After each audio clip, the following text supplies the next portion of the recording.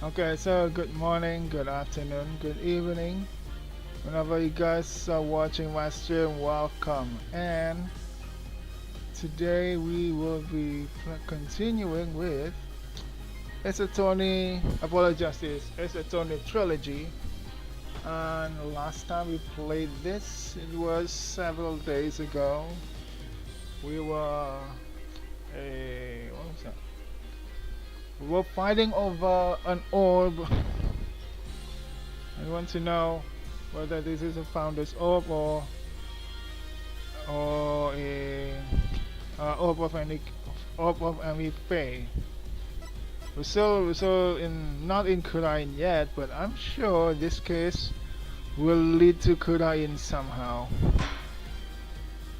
Okay, day one cross-examining Sarge. Wait, have I done that? Have I cross-examined Sarge? Or is this just the beginning?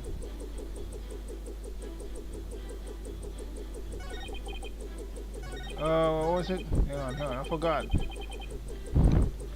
Have I met someone that he died? I didn't have eyes on the ground. You did him against someone in this study.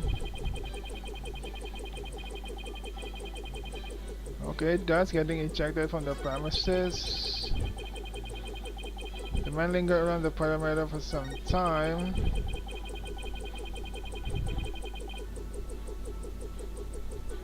Okay.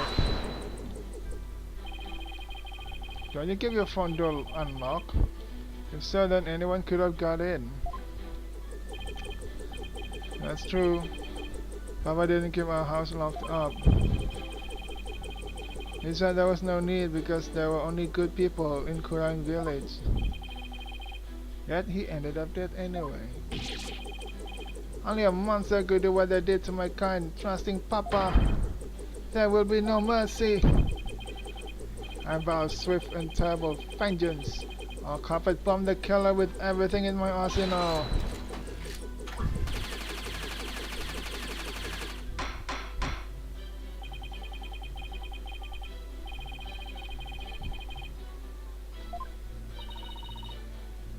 So that too.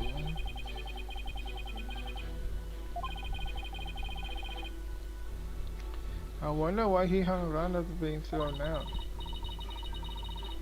If Dutch is proven to be the killer, we'll lose the orb to the plaintiff. Our only option is to prove the Defiant Dragons had nothing to do with the murder. How?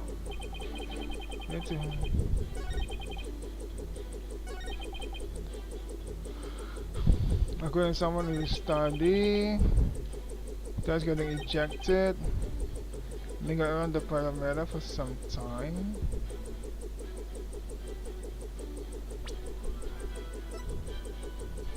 Found this orb going.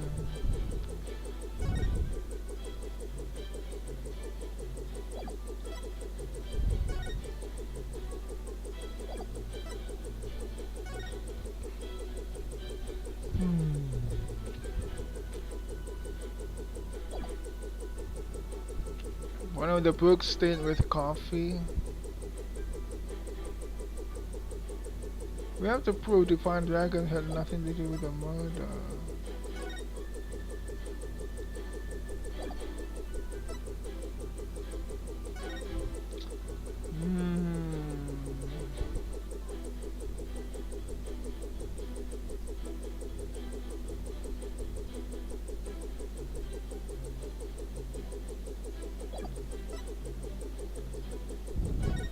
It only says if he will come to no harm. Huh? Email. Talk about this is report. I deciphered the patterns, but I've yet to crack the riddle. The alpacas are always the key. I've yet to crack the riddle. The alpacas are always the key. Wait, so this is part of the riddle as well? This orb? Is there another riddle that, other than these research notes? I'm not sure. In code, glowing moss.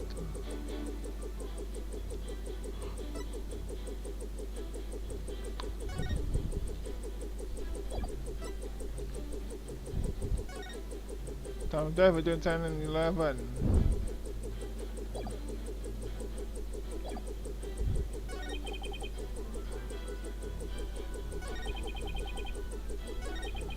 I'm not even sure which testimony to disprove.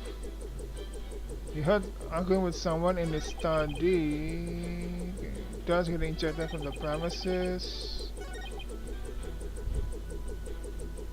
I think this one, okay, because this is the one that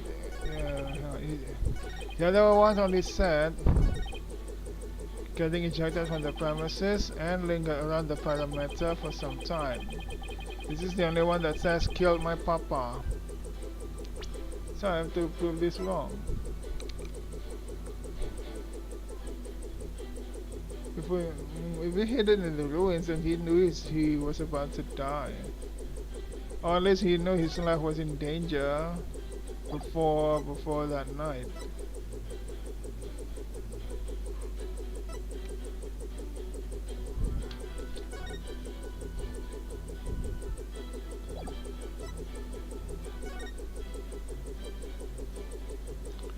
There's nothing in this picture that could help us.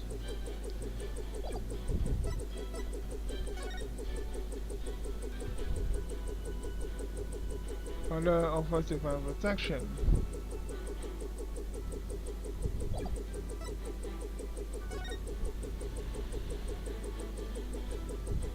Maybe this one.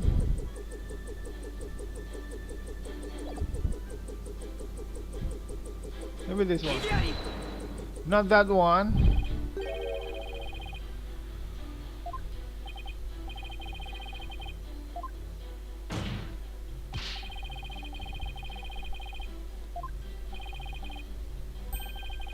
You got to know when to hold them, know when to fold them.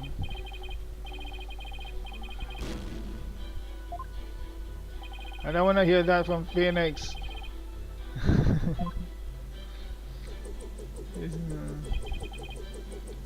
You could kill my papa in the study later, can I?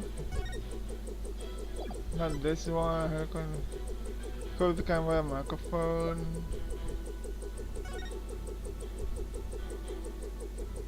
Opaque so up is the key. Wait, we've used this one. Which evidence list we haven't used? This one we haven't used, I think. This one. I think I've used this one. I think I've used this one too. So this one I've already used. Sounds sure. No, I haven't used this, but I don't think it's this. This is where we use it. Cool to glowing moss.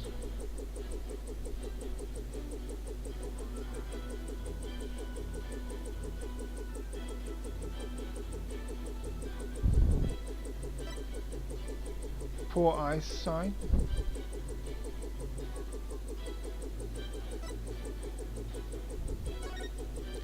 We'll use this.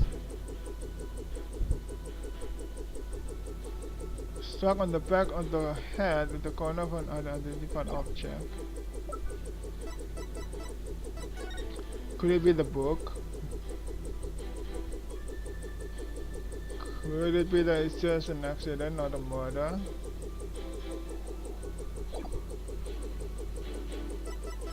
But we have an autopsy report.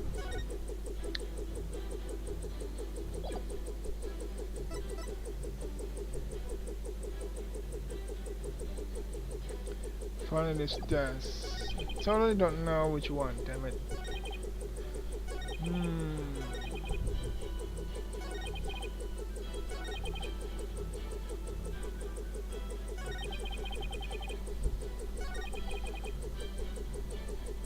Okay, that's getting ejected from the premises. He linger around for some time. You could kill my papa in the study later.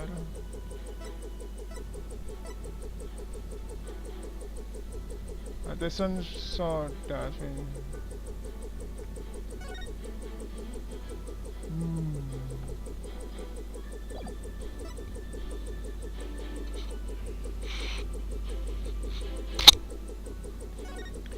The door was not locked, so you could have just came in.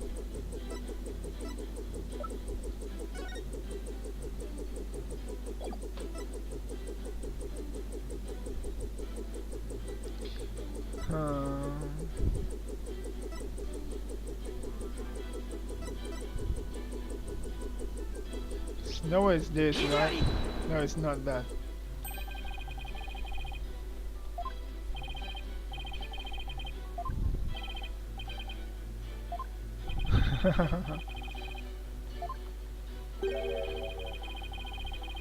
Never. You want to talk, Phoenix?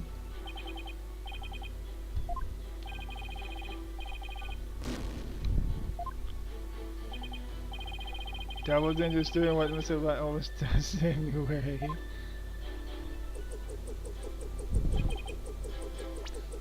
The group killed my papa in the study later.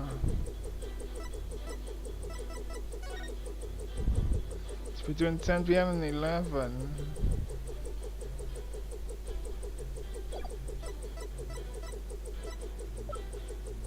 I forgot my train of thoughts before ending this game in my last stream. In my last Apollo Ride stream. Was I onto something?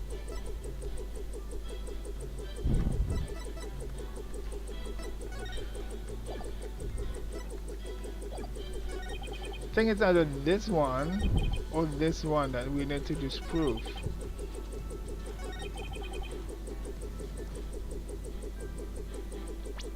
But that did stay around the.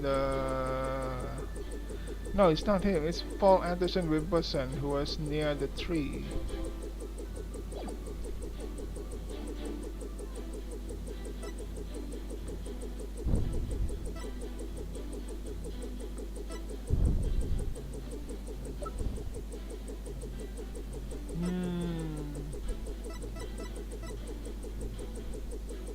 Can't be this one, right? Nope.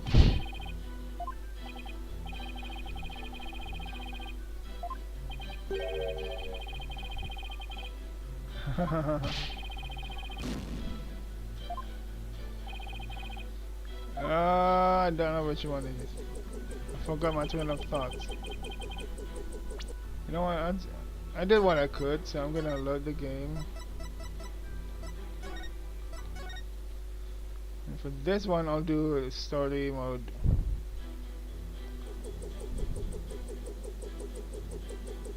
Wait, there is that, you know.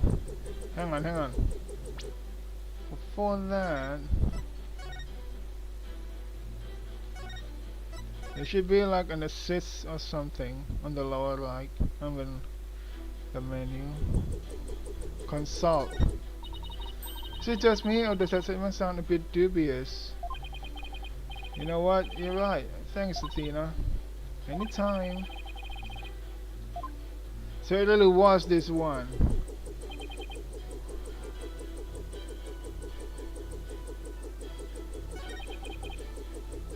Wait. It's not this one.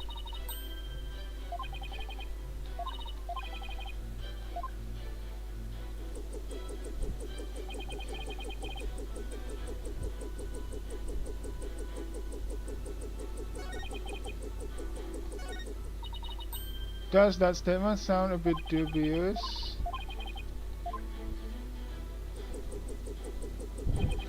Is this one?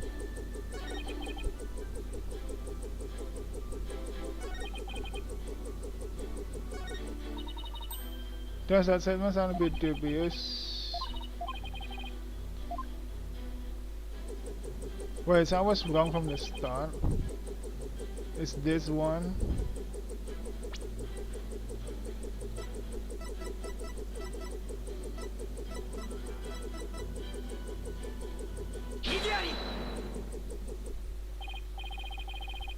Sarge, are you hiding something from me?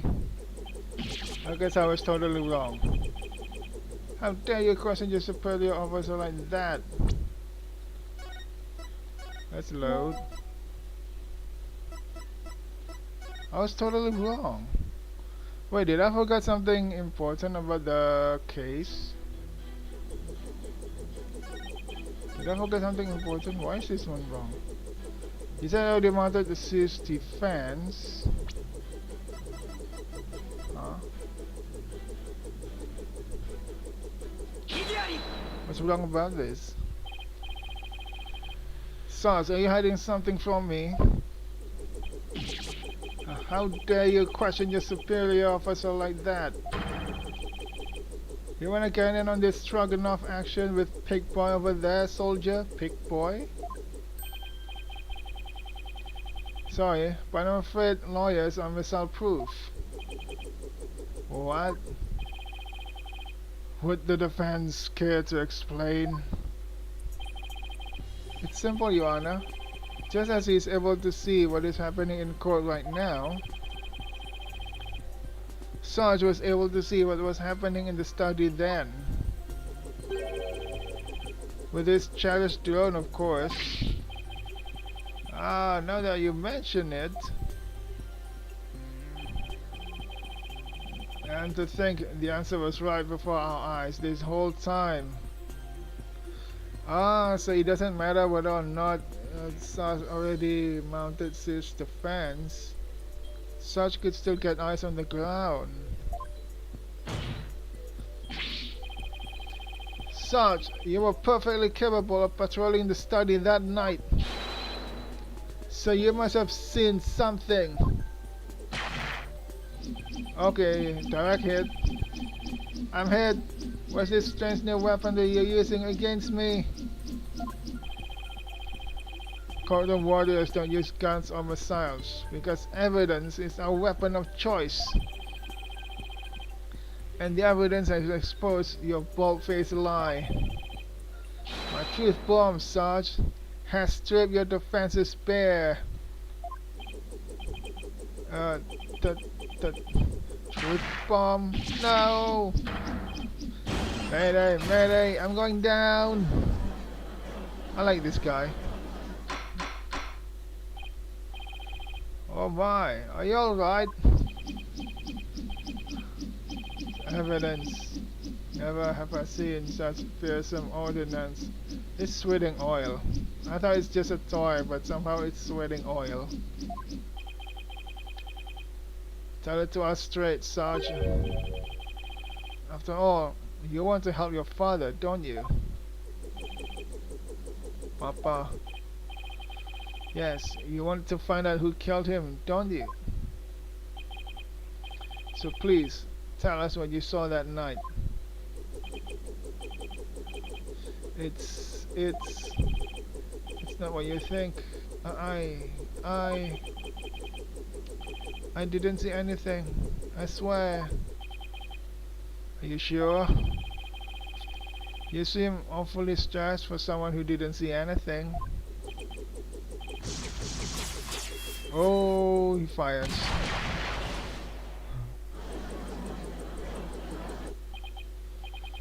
Sarge, you need to answer my question. Shut your pie hole, maggot. It'll be a scorching day in Siberia before a lowly private like you orders me around. What's with him in Siberia, of all places? But if a scorching day is what it'll take, then maybe it's time to turn up the heat. Hey Athena, you think a therapy session might help? Well, it could help alleviate some of his anxiety. Plus, I'm picking a lot of discord in Sarge's voice. That's weird. This is about his father's murder. Why is there discord? That usually means the patient wants to say something but can't for some reason. And in such case, I imagine whatever's plaguing him is pretty severe. In that case, I'll leave it to you and your mood matrix magic. You got it. Oh, I need to drink.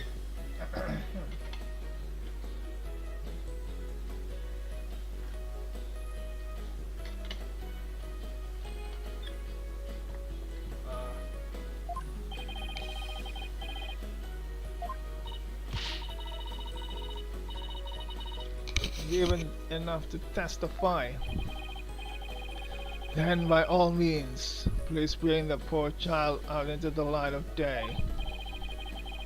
Oh, but I assume this will be alright with you, Miss Alright? Why not? It's not like we all haven't been through this before. But what are you putting in for, lady? There ain't a place on this battlefield for you.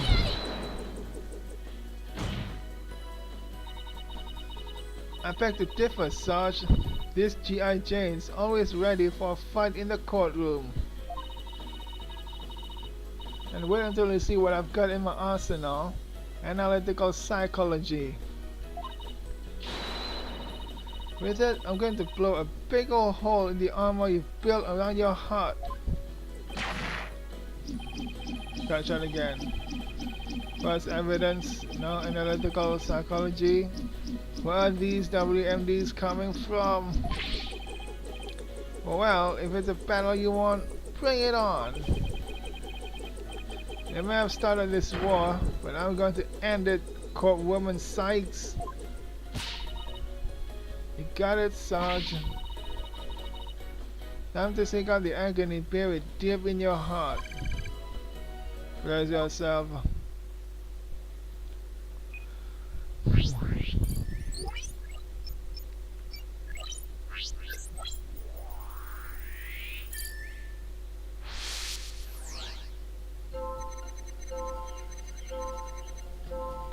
Said murder with my drone that evening. That's and for arguing with each other. This guy got kicked out. Saw him still hanging around outside. Why are you sad at this? I was in my room, so I didn't know Papa was dead until the next day.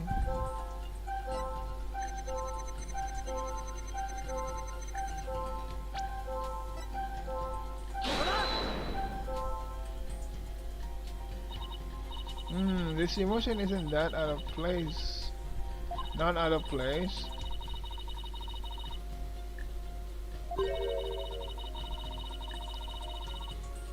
Emotional fluctuation between different statements.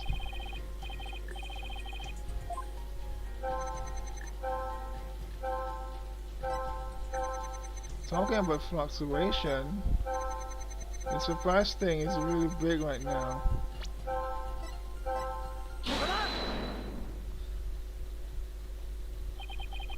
That's strange. You reacted with shock when you discovered your father's body. Yet you weren't nearly as shocked then as when you saw Mr. Adelbal. Normally, you'd expect the death of one's father to be much more impactful. Enemy fire! Direct hit! That is strange. I wonder what it could mean. Well, we know he wasn't as affected by his father's death as he should have been. And I think I know why. Oh. Sarge, you weren't as shocked at seeing your father's body as seeing Mr. Adelbal because something else shocked you. There's no way he had already seen his body. It's either he scared of Mr. Adelbal or something else shocked him. Did something else shock you when you saw Mr. Adelbal? Something even more shocking than your father's death? Like what exactly, Apollo? I don't know. Maybe a mouse or a cockroach? That is so small, Apollo. Ooh, gross. Foolish cannon fodder! Vermin are powerless in the face of my deadly arsenal. A problem full of lead. Sounds kinda messy, don't you think? Then I'll develop new weaponry. Maybe a flamethrower would do the trick. Sure, as long as you keep it for vermin use only. Guess it wasn't something like mice or cockroaches after all, huh? No, but it was worth a try. Especially to see your reaction. What else could it be? Sarge, you weren't as shocked as seeing your father's body as seeing myself at a ball because it's not this one, eh? Don't tell me you already seen his body. There's no way. Sarge, maybe the truth is you left your room that night. That's when you saw it. Your father's body. I saw no such thing. Really? You didn't see his body? Well then, what did you see? Well, it's reduced. Look, Apollo, we've lost some noise. So, just as expected, he really did see something. Sarge, please, tell us what you saw. Oh, but...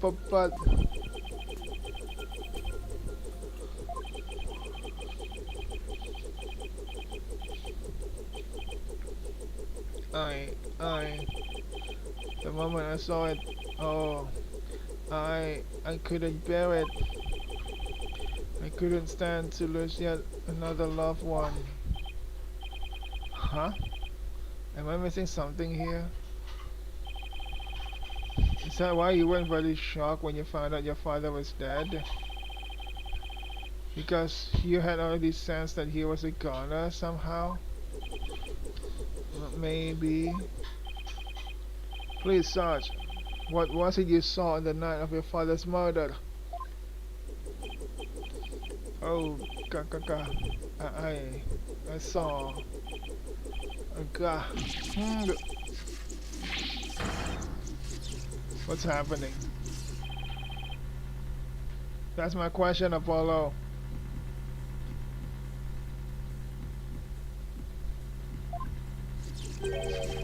I don't like where this is going. Oh, starting to freak out. Eek. Yep. What? I've confiscated your little toy. The battlefield is no place for unauthorized equipment. Well, Widget, you can do that. What? Apollo, I can continue the session without him. Calm yourself this instant, witness. I hereby order you to submit to your therapy session. What in blazes? He took the hammer. I'm in the gavel. Look at me. I'm judge, jury, and executioner now. I hereby convene a military tribunal.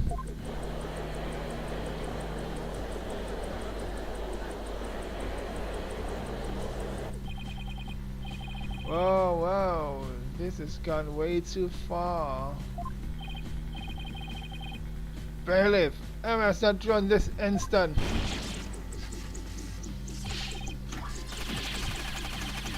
Oops.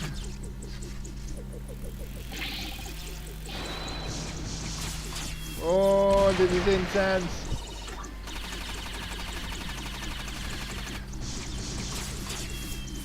Holy shit, this is really become a war zone. Is everybody alright?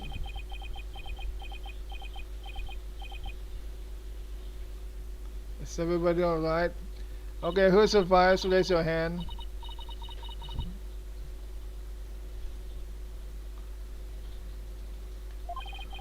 Nice work. This witness is truly a handful. Oh, hop, 2, 3, 4. Whoa. Miss Sykes, what's the witness' current psychological state? Let's see. He's emotionally all over the map. So he's out of control. Emotions are in control of him, huh? Does that mean we can calm him down if we can figure out the root cause? Yes, so let's see what we can find. Sarge, can you hear me? Is that you, Cobwoman Sykes? I'm here. Now, I want you to take a few deep breaths. Just try to relax. Try it with me. Breathe in, breathe out. Breathe in, breathe out. In, out, in, out. And now, let your emotions take you where they will. Go on, just let it all out. All forces attack! That's the least relaxing breathing exercise I've ever seen.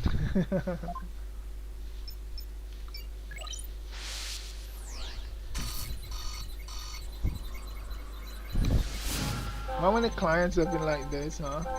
With emotional overload? Uh, Wait, why is this the first testimony? That was still hanging around. I thought he could. Wait, what? This is the first one. So the order changed.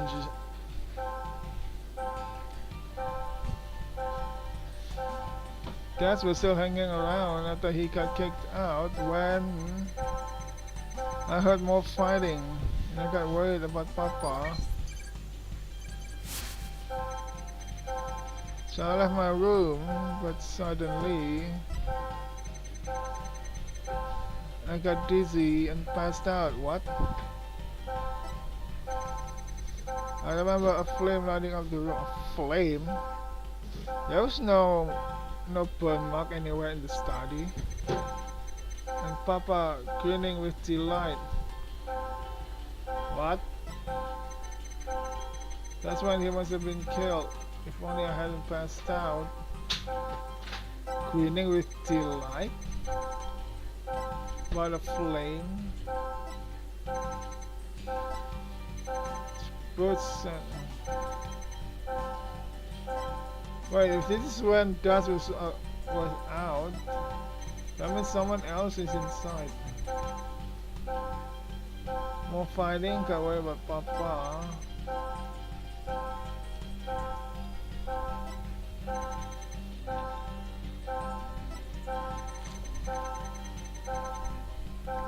A flame lighting up the room.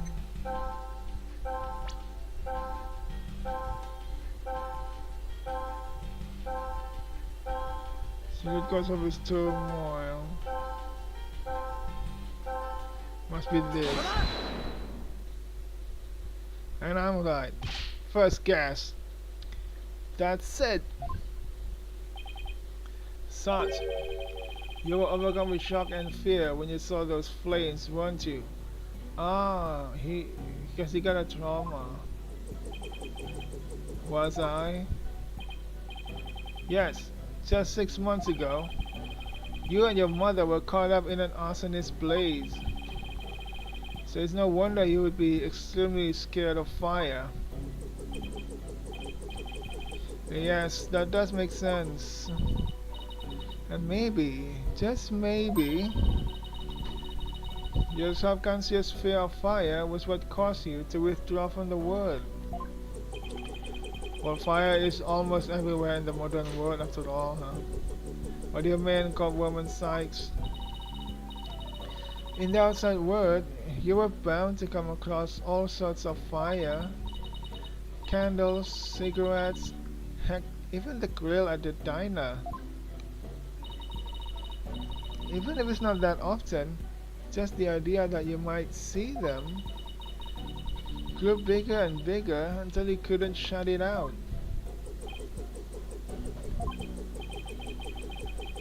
I think you might be onto something. Candles, cigarettes, just thinking about them sends a chill down my spine.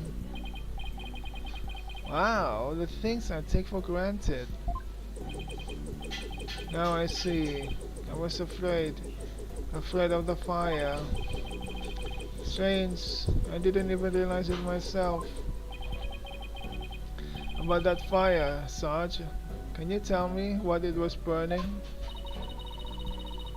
Just stay calm and maybe something will come to you. Oh,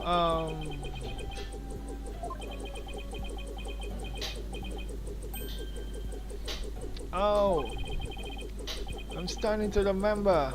Was it, what was it?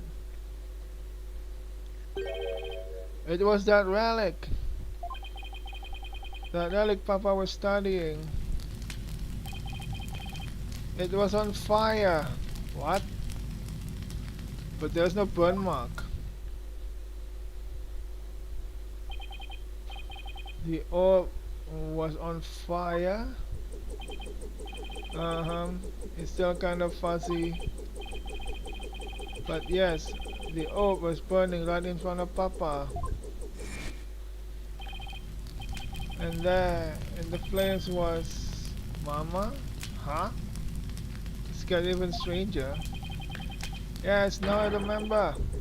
I saw Mama appear amid the dancing flames. What?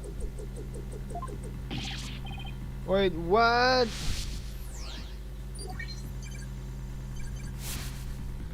The mother?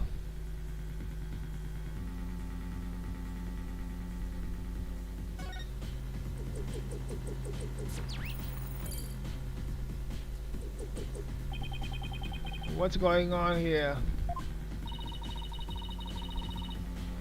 Maybe it's a memory from the fire that killed his mother. He might be confusing it with what really happened when his father died. So, let me guess. More therapy? Yep, but this time, it seems there's an inconsistency in his statements.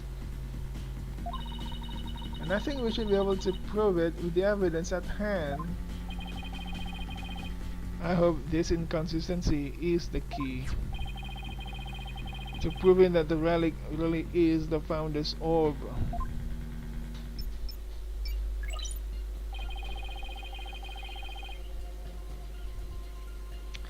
Dad's still hanging around after he got kicked out. When I heard more fighting, I left my room, suddenly got dizzy and passed out. Pop up flame lighting.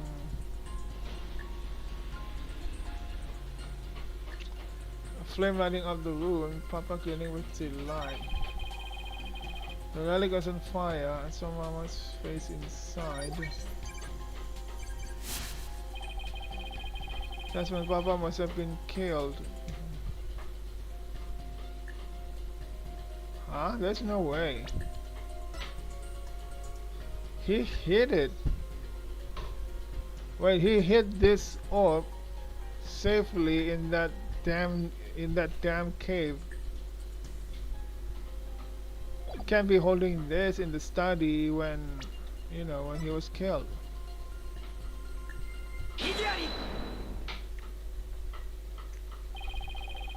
Don't blame yourself, Sarge. After all, even if you hadn't passed out, the outcome would have been the same. What do you mean? I'm talking about the time of death. Your father wasn't killed right after you left your room. What? Explain yourself at once, Private Justice. I'm still private, huh? You said you saw your father burning the orb, right? But that night, he went out to hide it in a cave.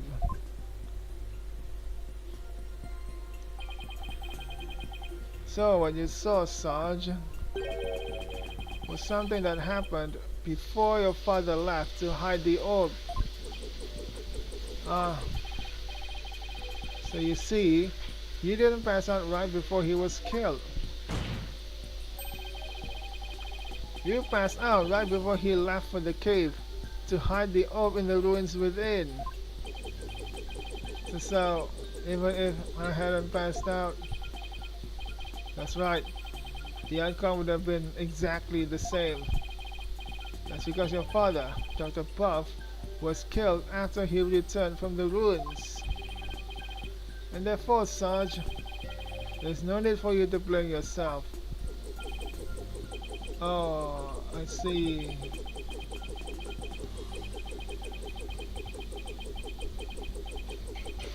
A lot of silence. Private Justice, can can you really say I bear no blame in this? Why do you ask? Because the truth is, if I hadn't engaged in my siege defense, Papa would still be alive. Sarge, Papa wished nothing more than for me to lead a happy, healthy life. That's why he quit his job and moved us out, away from the big city. But even then, I didn't have the courage to set foot into the outside world. And in the end,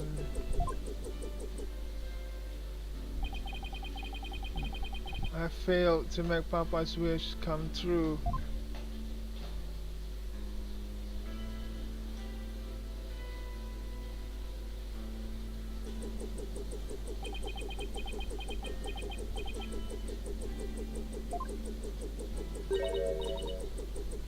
Sarge, if you want to make your father's wish come true, if that's what you really want, then who's to say it's too late? Why don't you take the first step now? My first step? That's right. You can cast off all your regret. You can stop standing still and start moving forward. You have the power within you. I know from experience. I know what it's like to feel like you do. But only you can decide to take that first step.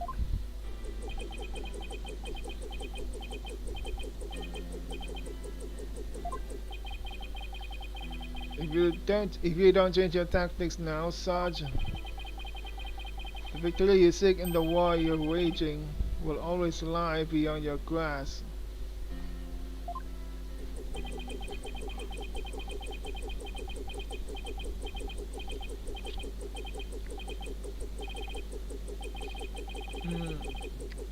I think I understand now.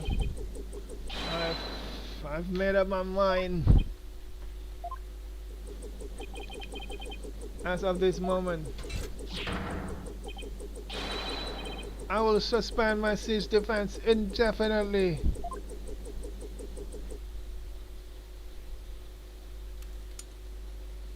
Wheelchair? That's a surprise. I didn't expect a wheelchair.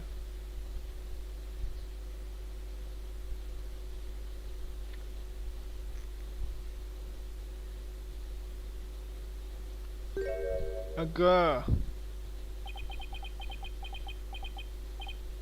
Huh? That's... Oh... Sergeant Buff, reporting for duty. What? I thought you were a guy. How old did you think he was, huh? You're definitely not the crafty old surgeon I envisioned. Oh, well, my mama was in the Russian army. Your mama was a Russian soldier? Wait, how did an archaeologist meet a Russian soldier anyway? I was just as shocked, but it certainly explained a few things when I found out too. May I introduce to you Miss Army Buff, age 12. No way. Careful, soldier. Don't forget I could blow you away at a moment's notice. Did you learn that from your mom? She's just too cute. So, have you always been in a wheelchair, Sarge? Negative. Only since I was injured in the fire. So the fire took your legs away. Oh, let me drink.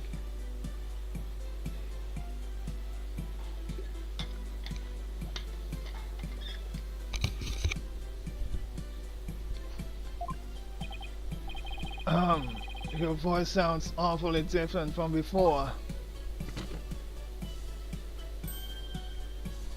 What's that? Idea.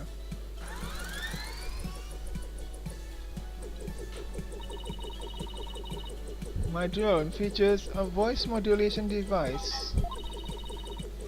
It's just one of my army's many technological marvels. Well, you fooled me. I thought some 20-something military fanatic was at the controls. If it's all the same to you, troops, I'd like to continue my testimony. I've just remembered something, and it's as crisp and clear as a trumpet at roll call. What did you remember? It wasn't my mother who appeared in the burning orb. It was some lady Papa had shown me a picture of a long time ago. Some lady? Who is it? He said it was the Holy Mother, the founder of Khura'in. Are you... huh? Wait, the fire shows the Holy Mother? She appeared right there, right in the burning orb. Huh? What did you just say? The Holy Mother in the fire, so the orb caught on fire, or maybe it just shines a light and the holographic picture of the Holy Mother just shows up. What the fuck is it? Hang on, does this old relic really have projector technology, like hologram technology? How? Does it require spirit mediums? No, the professor was not a spirit medium. The Holy Mother of Khura'in was in the burning orb? Well, what does that even mean? I have a bad feeling about this. Could it be? Could this explain what such means by the Holy Mother appearing in the burning orb?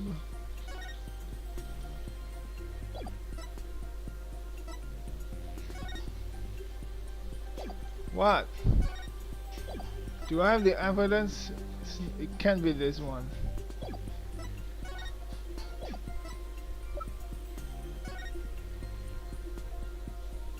He said the opaque crystal orb is the key. That's it.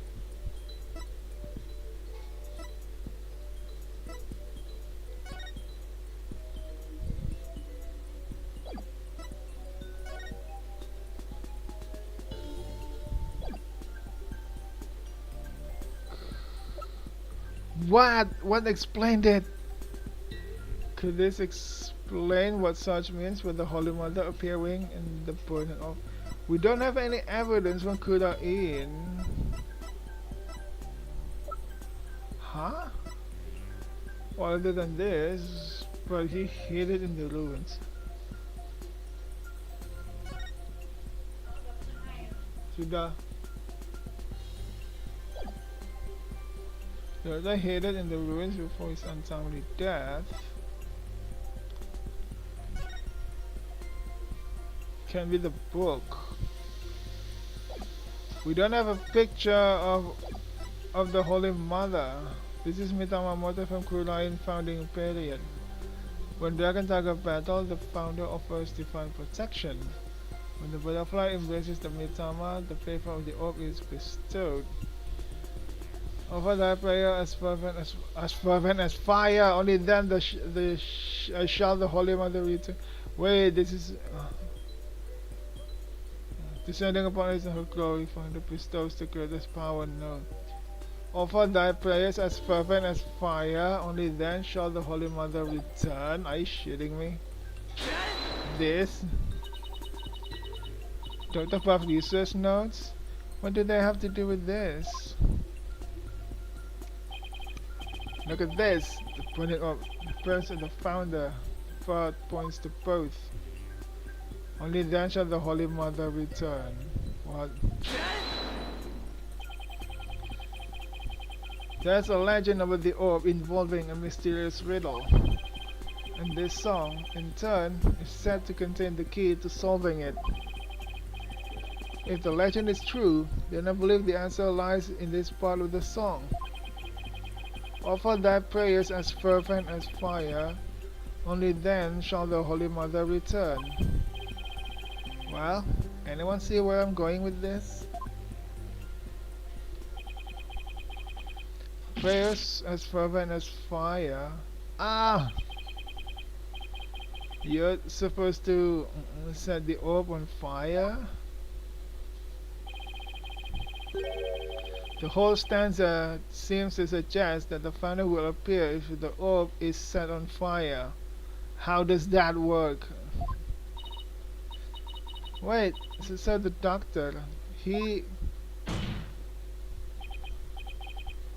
Yes, Athena. He had solved the ancient riddle of the founder's orb. Oh my.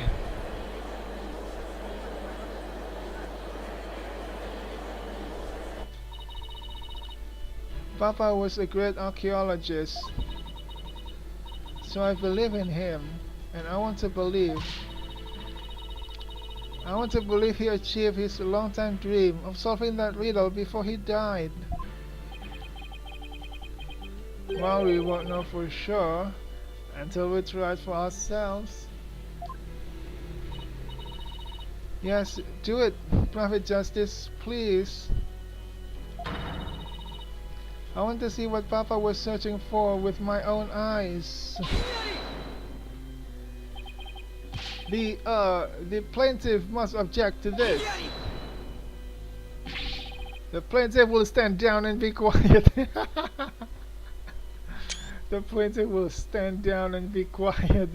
That's the only rebuttal to this. You don't have the right to set a precious relic like that on fire. Oh, but I do. All I needed was Sarge's permission. Since we still don't know if this treasure is the founder's orb or the crystal of Ami Faye, any ownership rights the doctor had now belong to his daughter. Therefore, you have absolutely no right to stop us. God, we just beat Phoenix, right? In a battle of argument now.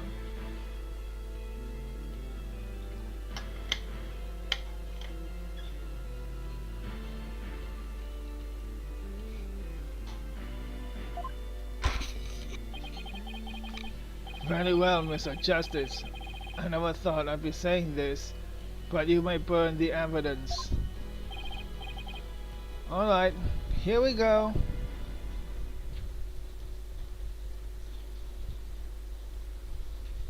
We're really gonna burn it.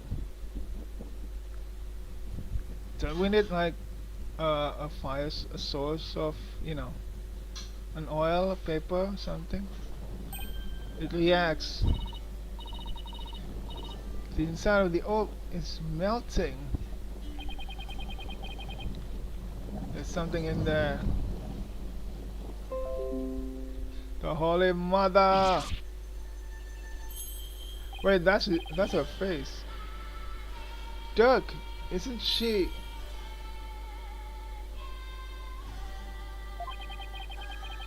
Her garb leaves no room for doubt. It's the founder herself. But we can see her face now. face and all. Oh my god, we're gonna channel her someday. I don't understand. The greatest of taboos in Khura'ism is a depiction of the founder's face.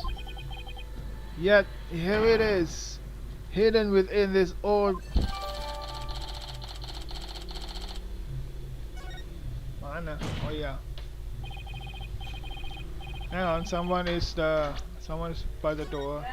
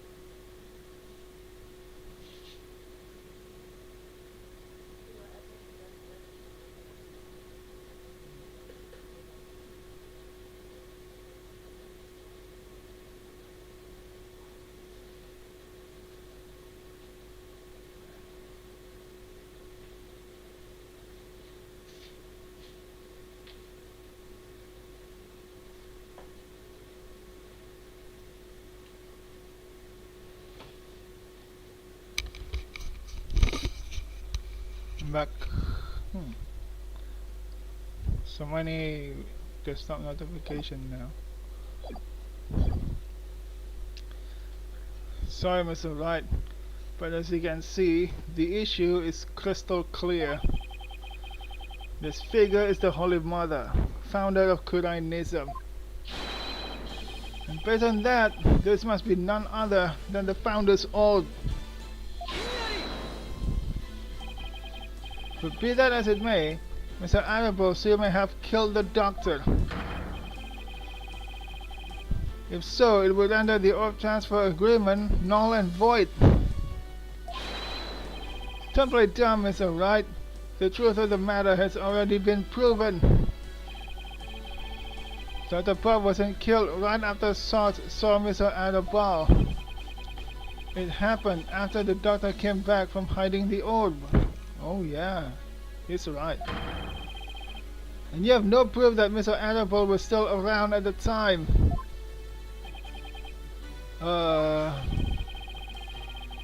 You claim that the Defiant Dragons were behind the crime doesn't hold water. And that means the orb transfer agreement is still perfectly valid. Ah, now Phoenix is the one sweating bullets. Admit it, Mr. Wright. I just burned your whole case to the ground. Oh.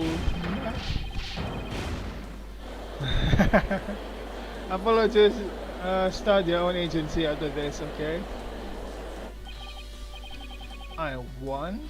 I actually won? Mr. Wright, would you care to respond? Respond? I didn't think so.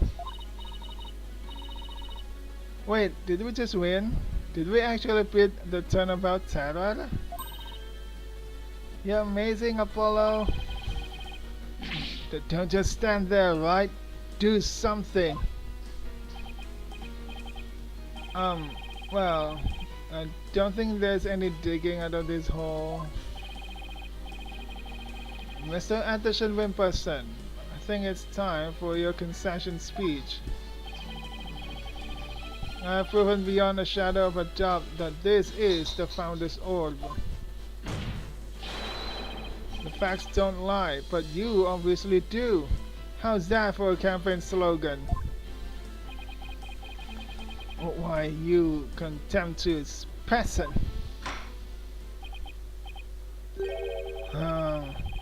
I think this is a good time to wrap up this trial. If both parties have no further objections, I will render my verdict. No objections here, Your Honor. No Who says that? You can't do this. The crystal is mine, yeah. I'll lose the election if I lose that crystal. I'm sorry, but there's really nothing more I can do. You haven't forgotten about our little chat, have you? What is it? What's going on here? Your Honor, I object to the defense's last claim. What's happening? Somehow, Wright is motivated again. What? I don't believe they have truly proven that the relic is indeed the Founder's Orb. So Wright, I don't think even you could bluff your way out of this one. What possible argument could you have to claim that this isn't the Founder's Orb? About that... Oh, of course. Of course what? He can't possibly have hit on something. The defense assertion is incomplete, and this is why. They claim that this relic is the Founder's Orb is based on a legend. And that legend claims that the Founder will return when the riddle is solved at last. Right, and that's what happened. The Founder was revealed for all to see. But Mr. Justice, what about the rest of the legend? What do you mean? Huh? According to the legend, once the Founder returned, she would bestow spiritual power onto the person who solved the riddle. Let me see that. Descending upon us in all her glory, the Founder bestows the greatest power known. Yeah, it did say that. The Founder bestows the...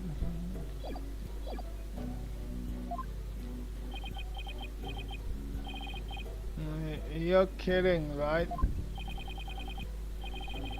Well, Mr. Justice, do you feel great spiritual power coursing through your veins? So he can't really use this to bluff his way out of this.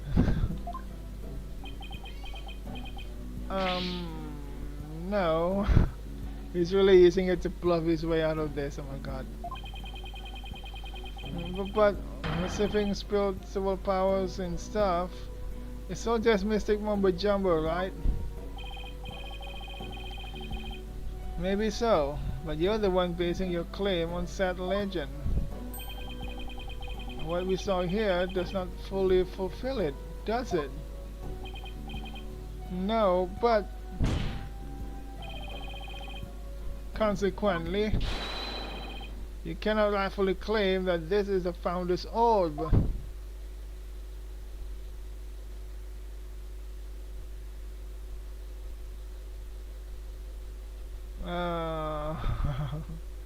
He's really using it to bluff his way out of it. Out of this.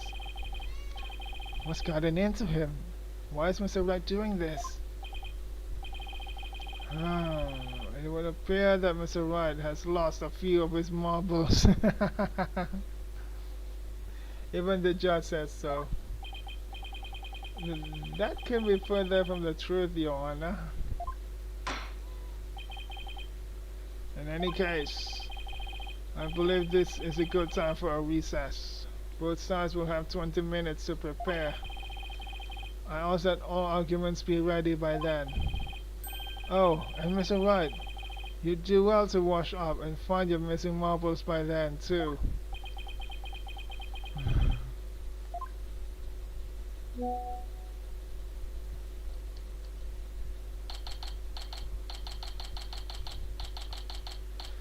Yeah, what's happening with Wright? I thought this is just business, but I think Anderson has something against him.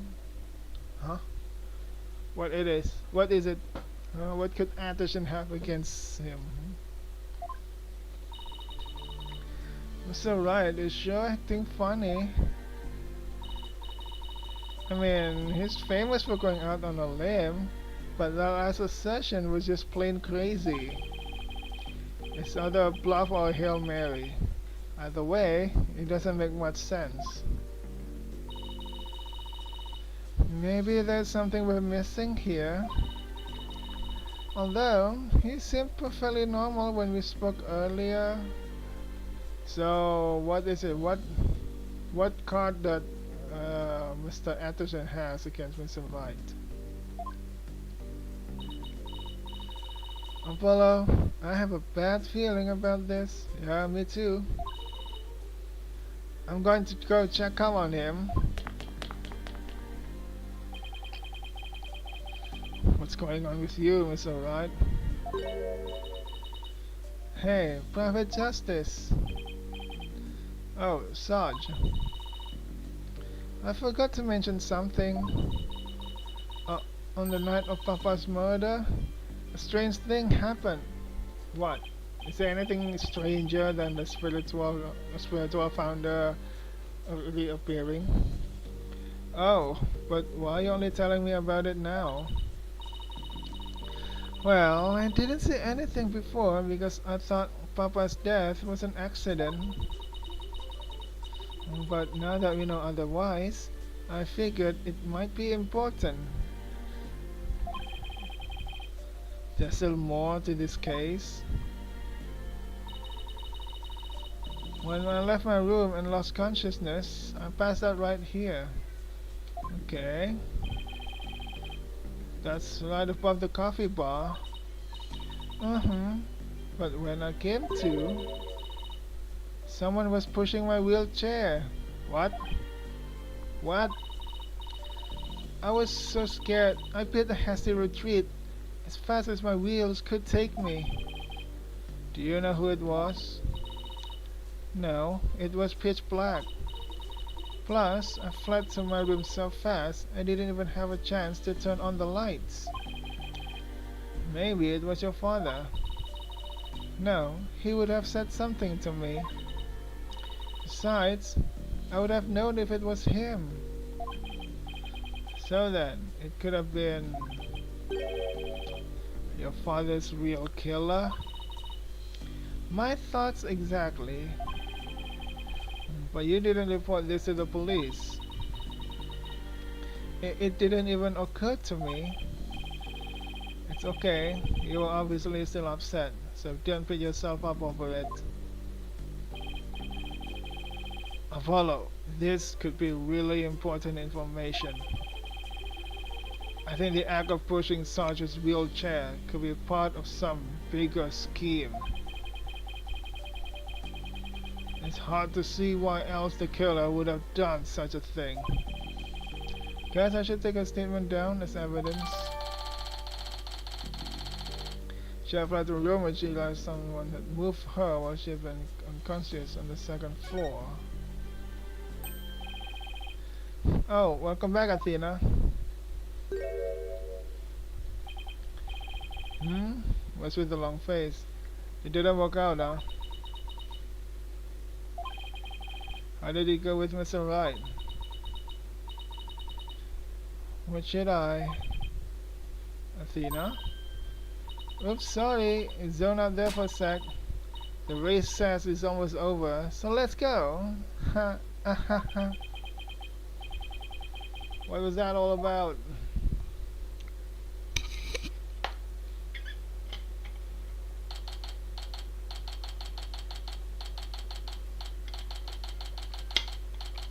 I thought we were gonna save the game.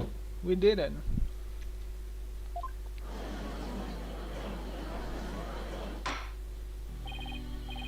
Alright, court is once again back in session. Now, Mr. Wright, about that last objection you raised. We, the plaintiffs, still believe that the defense has yet to sufficiently prove its case.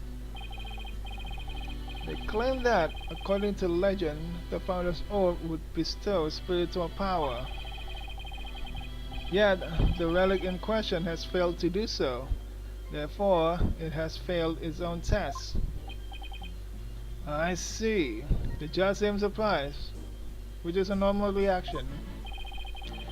He's sticking with that ridiculous argument. Furthermore, even if it is the Founder's Orb, it can't be awarded to the Defiant Dragons. After all, they were the ones who killed Dr. Puff. Wait, why are we still talking about this? Yeah, that was already proven to be false. There are no grounds for asserting that the Defiant Dragons murdered the Doctor. Oh, but I'm afraid there are, Mr. Justice. Your Honor, I would like to present new testimony to this court. Testimony? Testimony that will show that Dot's Annabelle did, in fact, kill Dr. Puff. What? Very well. You may call your witness. I guess Mr. Wright found another new angle. What new testimony could there be this late in the game? There's no way he prepared this. Attention! Fellow citizens, it is I, Paul Anderson, the once and future representative of the people. Jeez, not him again. My client divulged new information to me during the recess. He remembered something he saw, you see? Something crucial to this case. How very convenient. Oh my god, this is why I hate politicians!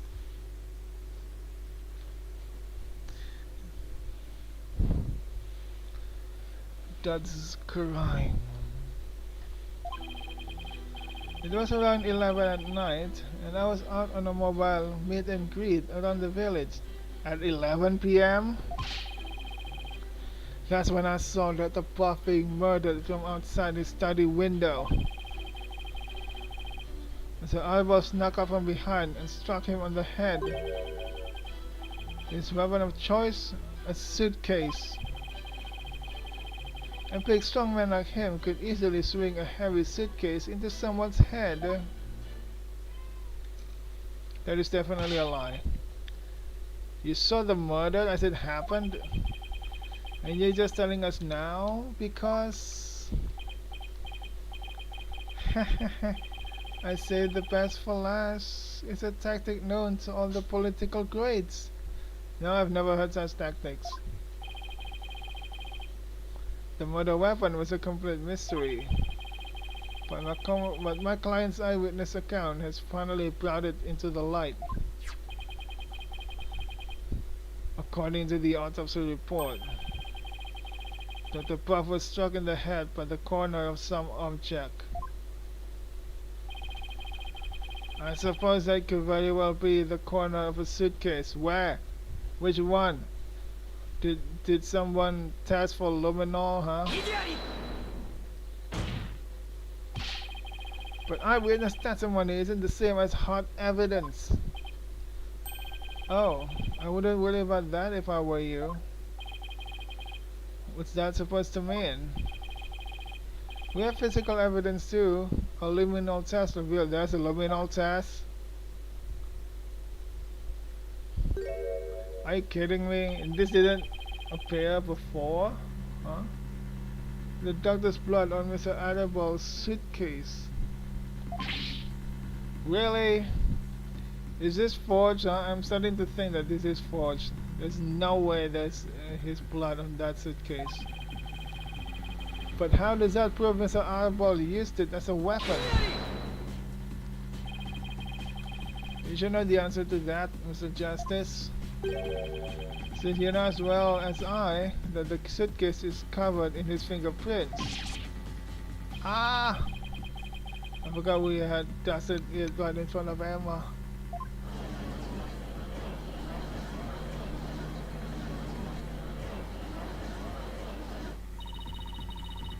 The turnabout terror strikes again. This is quite convincing testimony and evidence. Nevertheless, you may proceed with your cross-examination, Mr. Justice. Oh boy.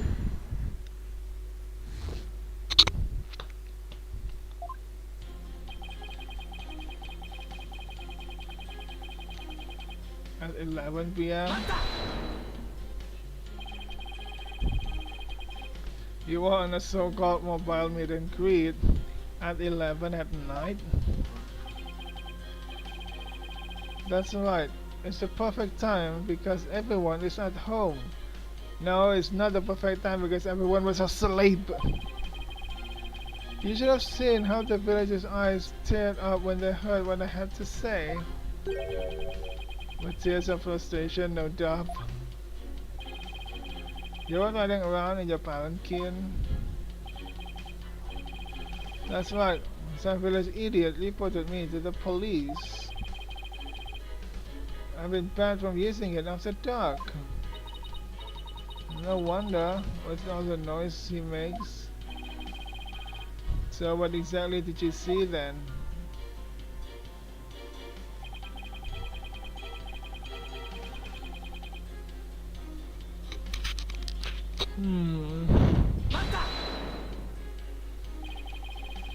Sounds like you witnessed something rather shocking. Indeed, I didn't even believe it at first. I mean, a vicious murder in Khura'in. There haven't been many murders there. I take it. There was once, a long time ago, when Pearls was a little girl. Well, she is still a little girl. I mean, littler girl. Yes. Littler. That's funny.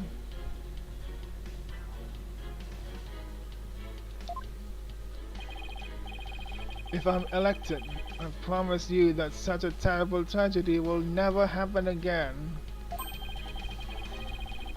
A vote for me is a vote to banish murder forever from our beloved Khura'in village. Yeah, good luck with that. Mr. Attention person, please tell the court what you saw at the scene of the crime.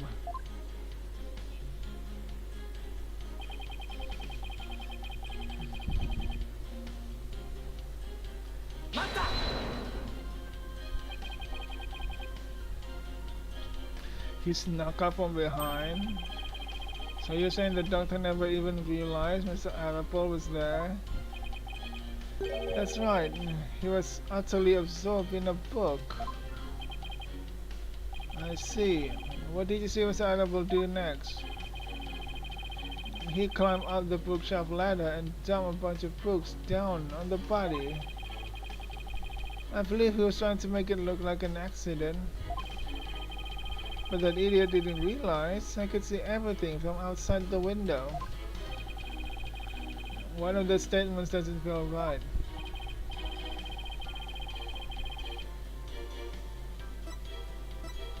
That is an idiot. The doctor was reading a book. The doctor was reading a book at the time of the murder. That's vital testimony.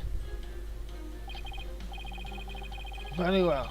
The witness will please add that statement to his testimony.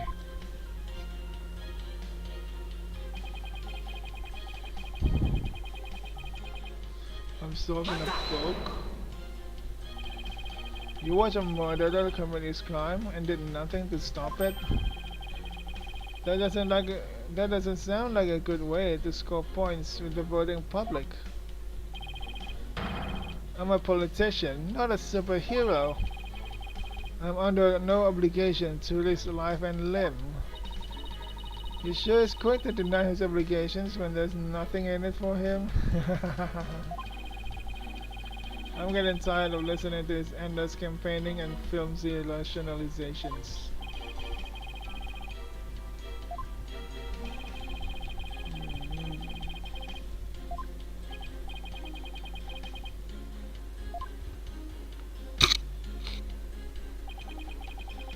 Discovering choice a suitcase. Are you sure?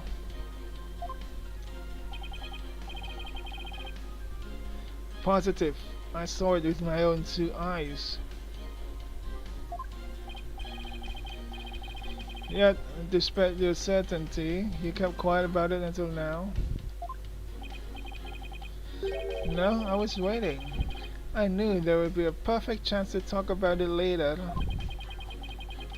Information must always be disclosed in a strategic manner. That is one of the lessons of Kingcraft as taught by the Anderson clan. Is there a lesson by chance in the Anderson Kingcraft guidebook on being honest? Apologies imply that every clan, every single person of them was a liar. Anyway, I saw Mr. Adamo commit that heinous crime.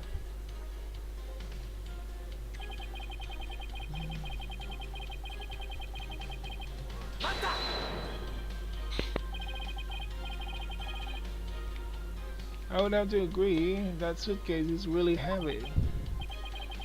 Wait a second, don't agree with him. How did you know it was so heavy? For all you knew, it could have been empty. My client witnessed the crime in progress. So naturally, he saw Mr. Adamo straining to lift what was obviously a heavy suitcase. Guess I'm a fan of you trying to discredit my client by tripping him up, Mr. Justice. And then just do what you always do, Mr. Right. Oh,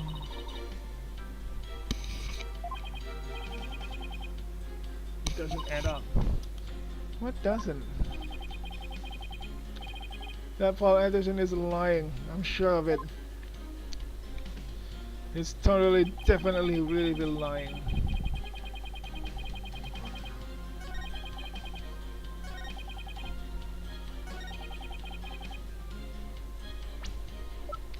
Finally, we can use this. Ha ha ha ha ha.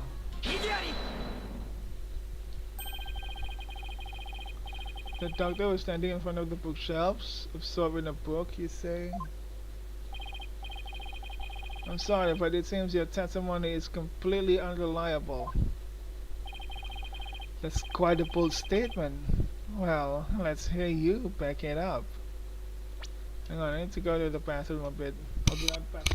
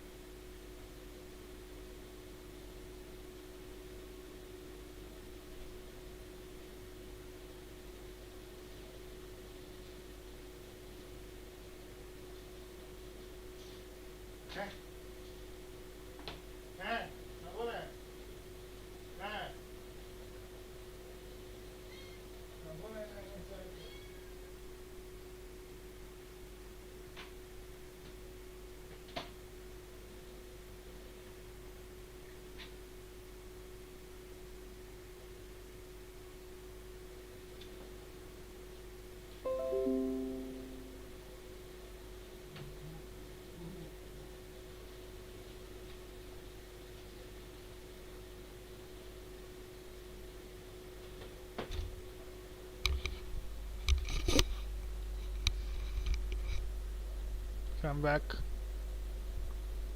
My cat is just trying to steal food on the table. Naughty cat. Let me grab some candy. Where's my candy?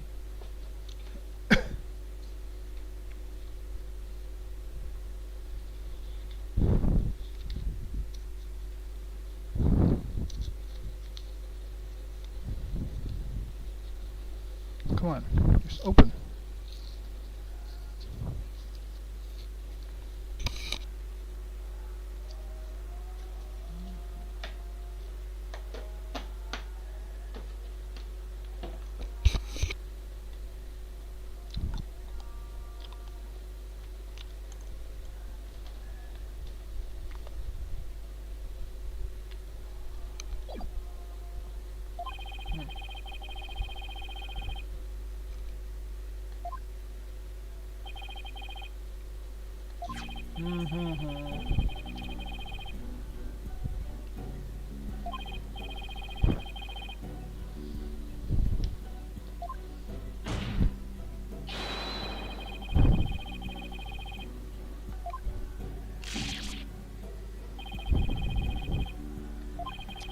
Ha ha ha.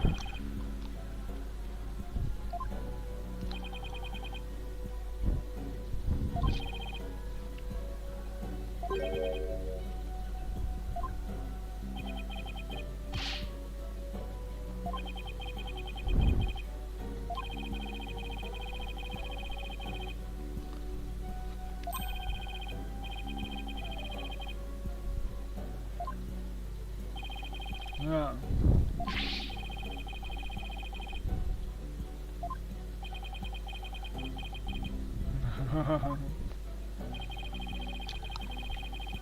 How do you explain that the fact he was struck in the back of the head? Is it that something that should be impossible from the front of the desk? About that, he bowed his hand. He bowed his head when he nodded off. That's when he was clobbered. So that's what you saw. That's well, Mr. Justice. It sounds like a perfectly reasonable explanation to me. Everything is a reasonable explanation to you, Judge. What the hell? I have a problem, but I have to prove it. Why do I have the one to prove anything and everything? The witness could say whatever they want, but I have to prove it. Coffee table.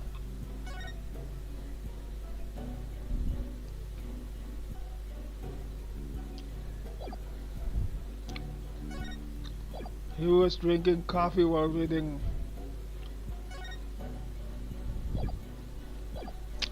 I have a problem.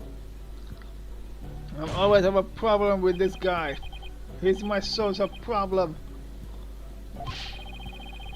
The witness statement doesn't hold up under the slightest bit of scrutiny. Will you please show this court what evidence you have to justify this? Gladly, Your Honor.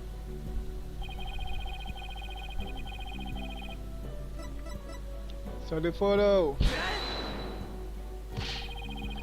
This shows the glaring problem with the witness statement.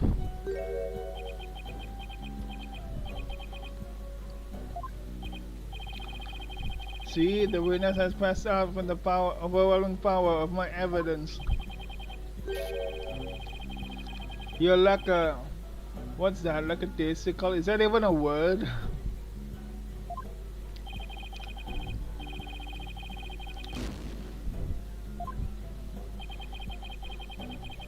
Yeah, that's not it, huh? The witness and the doctor again.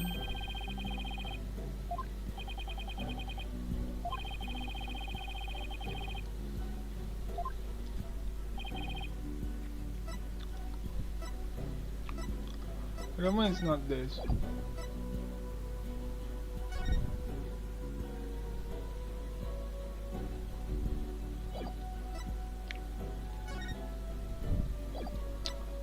I thought it's this one. They said the doctor nodding off. Ah! You can't see it from the outside because the bookshelf was in the way. I never realized that the bookshelf was in the way to the table. Diagram of the study. Mr. Anderson Wimperson. Hahaha, Wimperson. I'm gonna call him Mr. Wimperson. Allegedly viewed the murder from here. And doctor was allegedly nodding off here.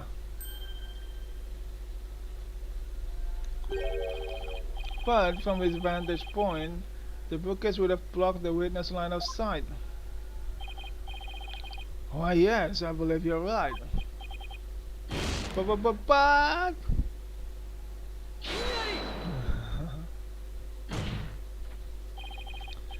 fact remains, my client knew that the suitcase was the murder weapon. So he definitely has first-hand knowledge of the crime scene. Or he could have lied, you know. And if I have to agree with you there, Mr. Wright. But then we have to ask ourselves, from what vantage point did he see the murder? Oh, clever Apollo. What are you insinuating, Mr. Justice? From what vantage point could Mr. Anderson Wimperson have seen the dosing doctor? Once we determine that, I believe we'll finally see the truth behind this incident. So Anderson Wimperson is the one who killed the doctor? He must have a self-conscious blind. Wait, but he's not the benefactor, right?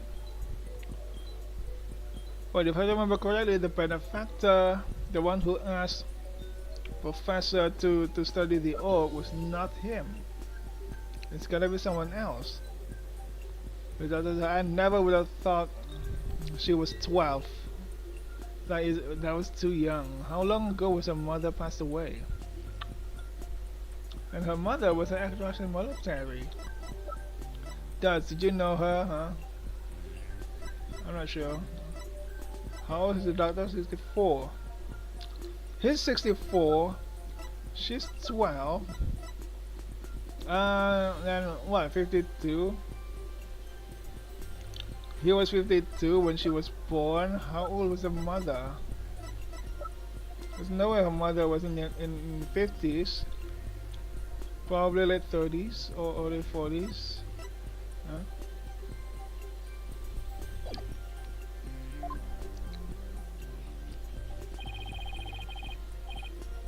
But I have to point it out.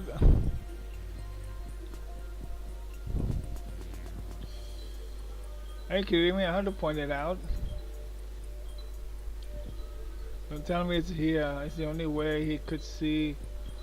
He could see both the bookshelf and this table and chair.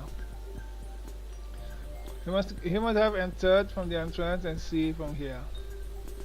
That's it. That's my guess. You've got to be kidding! But that's...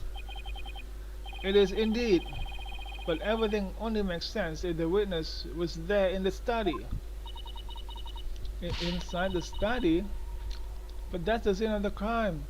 Exactly. That's why I'm going for... I'm telling you all, he's the actual murderer. Why do we have Edgeworth profile here? Nobody else in this gallery could be the murderer beside him. Or Edgeworth, if we want to throw him into this case. I know. Mr. Anderson Wimperson, the man who claims to be a witness to the murder, was most certainly in that very room. Apollo, are you suggesting?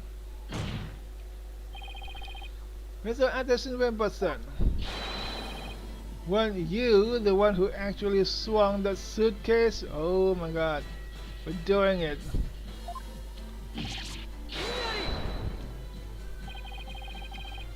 What you're proposing is ludicrous.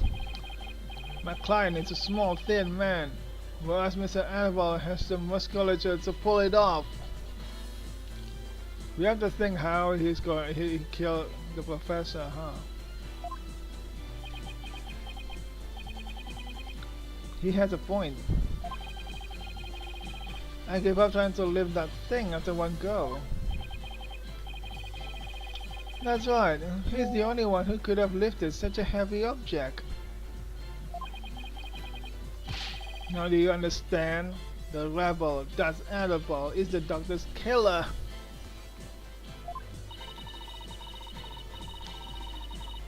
As long as the suitcase is the murder weapon, the suspicion falls entirely on that.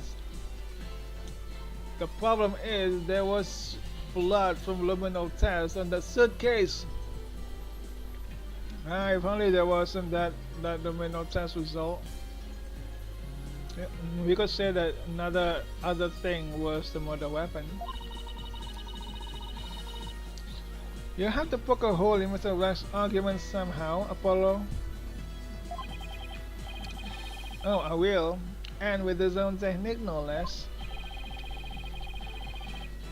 If Mr. Anderson Ramberson could swing the suitcase around, we would have to consider another way he could have used it as a murder weapon instead. I'm going to turn this case on its head, Mr. Wright, just like you taught me. It's so cool.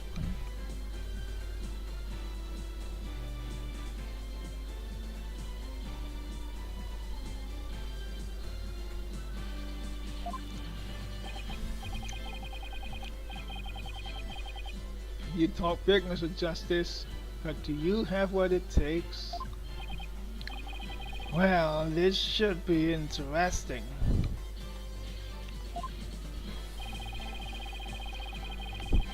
Mr. Anderson Wimberson's testimony has been filled with one inaccuracy after another. First, he stated that Dr. Puff was in front of the bookshelves. Now he claims that the doctor was sitting at his desk. So where was the victim really was when he was killed? Also, where was his killer, and how was the murder weapon really used? So the important thing here is the position of the victim and killer relative to each other. Yes, Your Honor. If they were positioned in a certain way, it will be possible to use the suitcase as a weapon without lifting a finger. Say that again. If they were positioned in a certain way, it would be possible to use the suitcase as a weapon. The victim and killer relative. Don't tell me the victim fell from the second floor. You can't mean. I would ask the court to recall the study's layout. It's quite distinctive, as you can see. Now, if Dr. Puff was sitting in a certain spot, and his killer was at certain other spot, so Dr. Puff sitting in a certain spot, coffee table.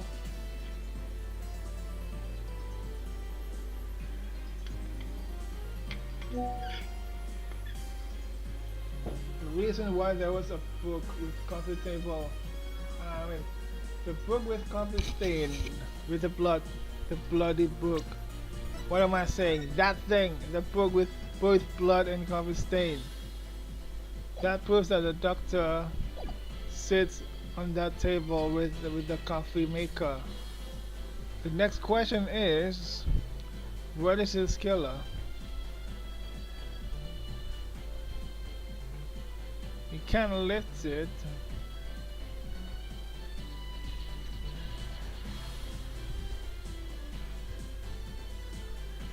Don't tell me he dropped it. So it's either he dropped it. Yeah, the only way for him to be able to do it is to drop the suitcase from above. But that would leave a mark, right? I mean, if that suitcase fall from above, that would leave some kind of mark. Unless it didn't leave any mark because it fell right on the doctor's head. That's why there was blood on that book. The blood and coffee stain. Maybe that's why. The suitcase will become a weapon anyone could use.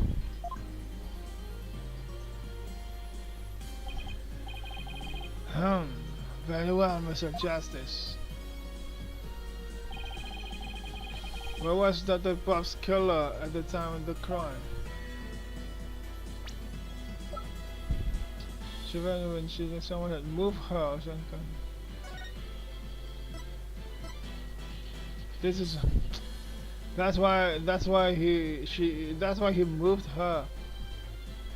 He had to be up there. Ami fainted in the hallway above the coffee bar after witnessing the doctor burning the treasure. When she came to, someone was pushing her wheelchair. Frightened, she quickly fled to her room.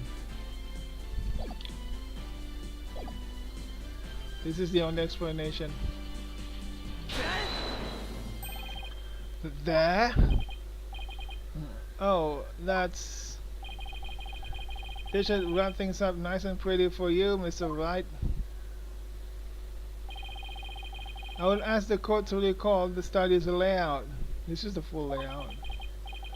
But this time, instead of thinking in 2 dimensions, let's think in 3. Only then can we clearly see the killer's method at work. Oh my god!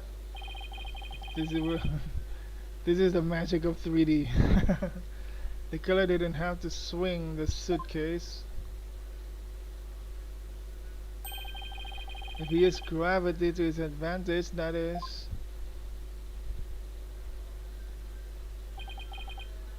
That's right, it was the plaintiff, one Paul Anderson Wimperson, who used the suitcase. He pushed it from the 2nd floor. There was no mirror or guardrail in that. That's dangerous, man. And sent it hurtling down onto Dr. Buff, who was sitting at the coffee bar.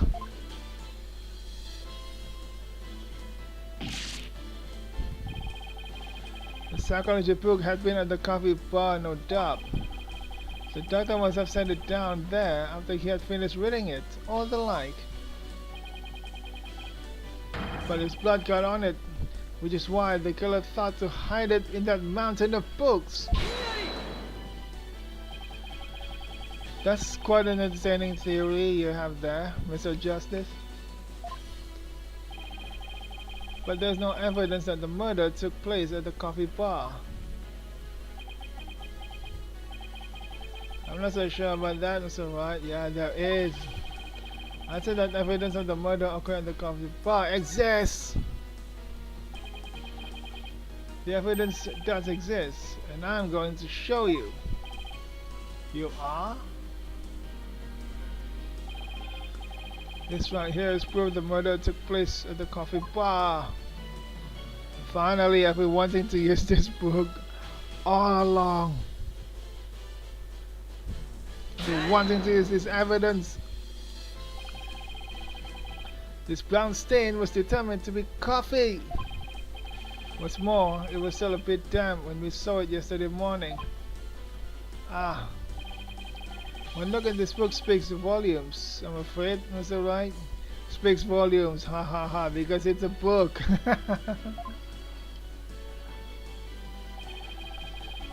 It tells us the doctor was having a cup of coffee at the coffee bar. That's when the suitcase came hurtling down, striking him on the head, causing both his blood and his coffee to spatter onto it. Ah. Well, Mr. Anderson Wimper guy, huh?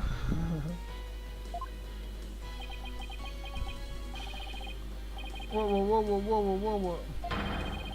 What motive could I possibly have to kill Dr. Puff? And there it is, and that final excuse corner killers are so fond of. Apollo got used to it. Well, the doctor never returned your crystal to you, did he? Instead, he hid it in the cave ruins. Ah. Telling him that the Defiant Dragons were a dangerous bunch was a huge blunder.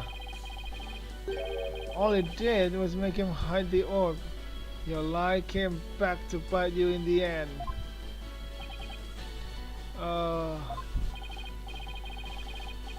Even worse, the doctor saw the news reports, so he knew the relic was the Founder's orb.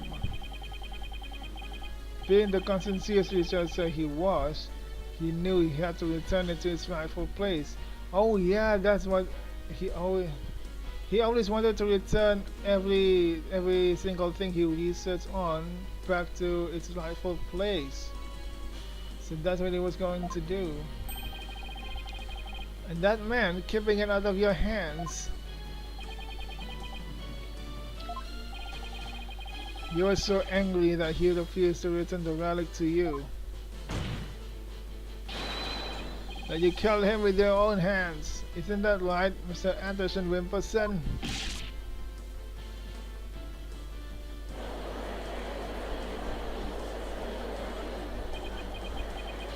Ha ha ha. Hey, that's...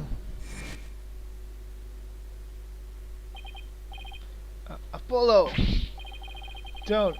Please don't accuse my client of murder. Huh? What do you mean, don't accuse him? Why would you even say that, Mr. Wright? What I meant was, he's a promising politician with a bright future ahead of him. Isn't it now our nation's best interest to avoid burdening him with the taint of scandal? What's gotten into you, Phoenix? Since when do you care about politics? Say what?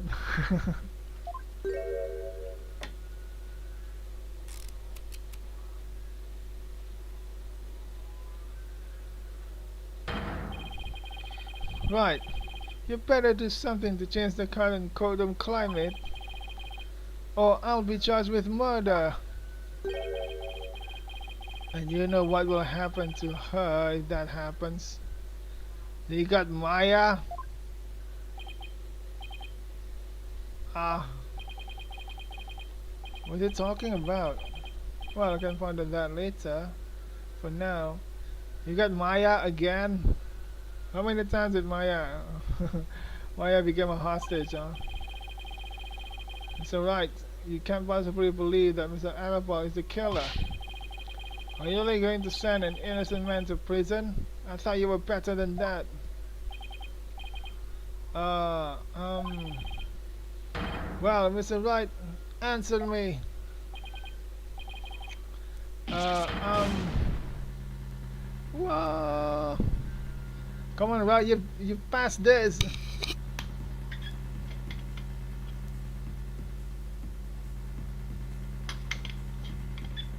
If it's about Maya, you know what you should have done. Isn't justice for all? Remember, justice for all! Remember, justice for all, right?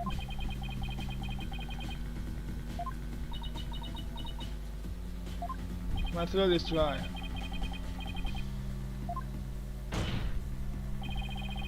Mr. Anderson Wimberson. Apollo, wait! Not you too, Athena.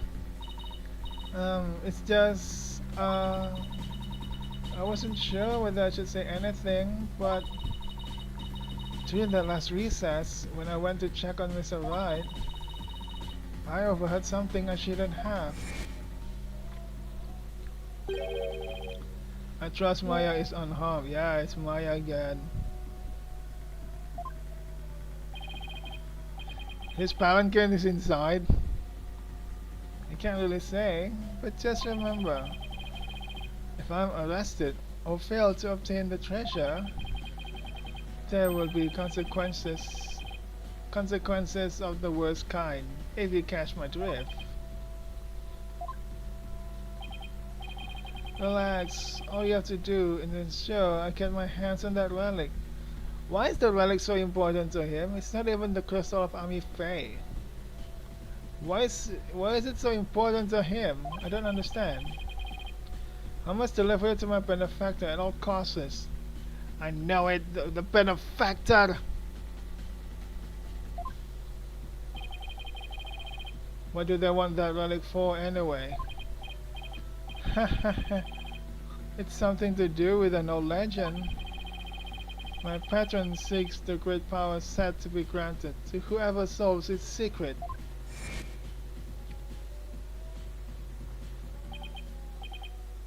Maya?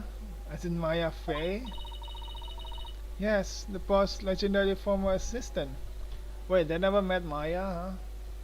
They're missing a lot. Hang on, I need a drink.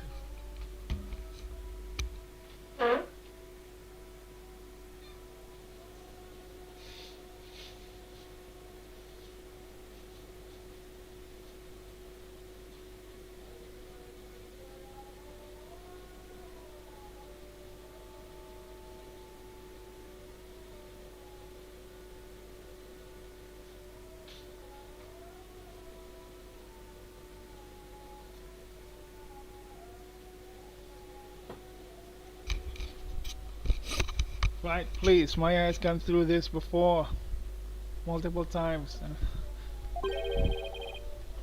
his face being held hostage. Right, remember, justice for all. So it seems. Why didn't you tell me as soon as you heard this? Sorry, it's just Mr. Rat spotted me before I could slip away and made me promise not to tell you. He said it would make things more difficult if you found out. I said things weren't already hard enough. So that's why I'm so reckless, acting so strange.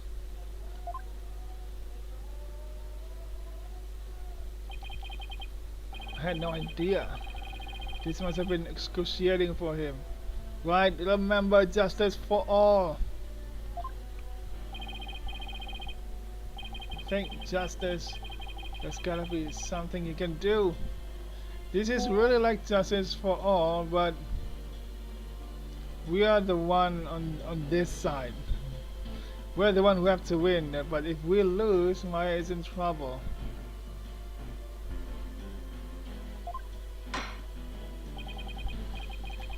So justice, about that last statement of yours. Where's Gumshoe when you need him? Where's Gumshoe? What happened to Gumshoe and Francisca? We haven't seen them for a long time. They're gone in this series. And I miss Gumshoe. Where is he now? I hope he opens his own detective agency.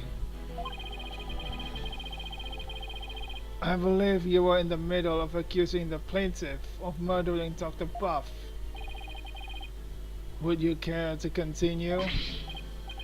I'm sorry, Apollo. I'm really sorry. What's gotten into you two? If I accuse that slime bag, I put Miss Faye's life in jeopardy. It seems you finally caught on. I'm far too important to be accused of murder. After all, our nation's future rests squarely on my shoulders. If this nation's future rests on the shoulder of someone like you, then this nation is screwed. Either I give up or...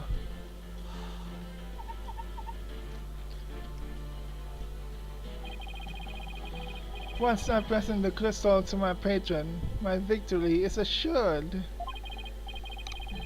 Then one day, I'll become president, and then king. There's no king in the United States. What are you talking about? I'll have every politician at my command. Now retract your accusation.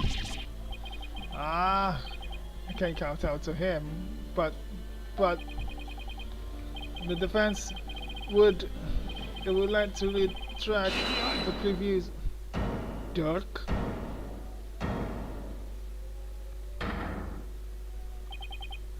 This is the first time we heard Dirk Migiari, and he has a strong voice. Apollo. The Dirk? I don't know what's going on here. But a lawyer should never look the way you do right now. With defeat and resignation written all over your face. The dragon never yields.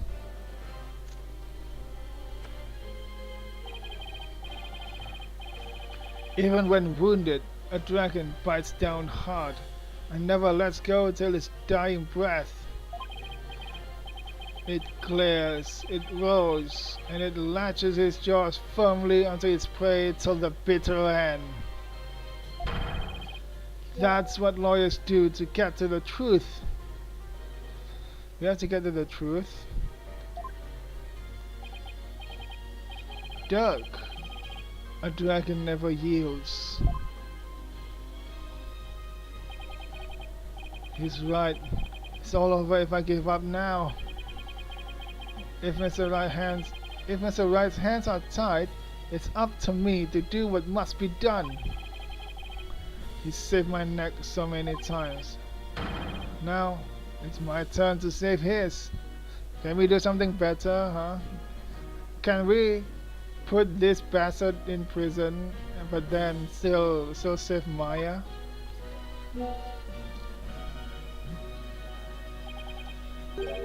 Doug, thanks for that wake-up call. Ha! Now that's the face of a lawyer you've got there, son. When there's a will, there's a way. And I'm going to find a way to save Miss Faye and see that justice is served. Come on, think, Apollo! Use your brain. That scumbag is holding Miss Faye hostage to ensure he gets the orb for his patron. And it seems his sad patron believes in the orb's legend. That means the patron is from Khura'in. Thing is, the founder did appear when the orb was exposed to fire, just as the legend said. If the legend is true, then we've If the legend is true, we've already solved the riddle, right?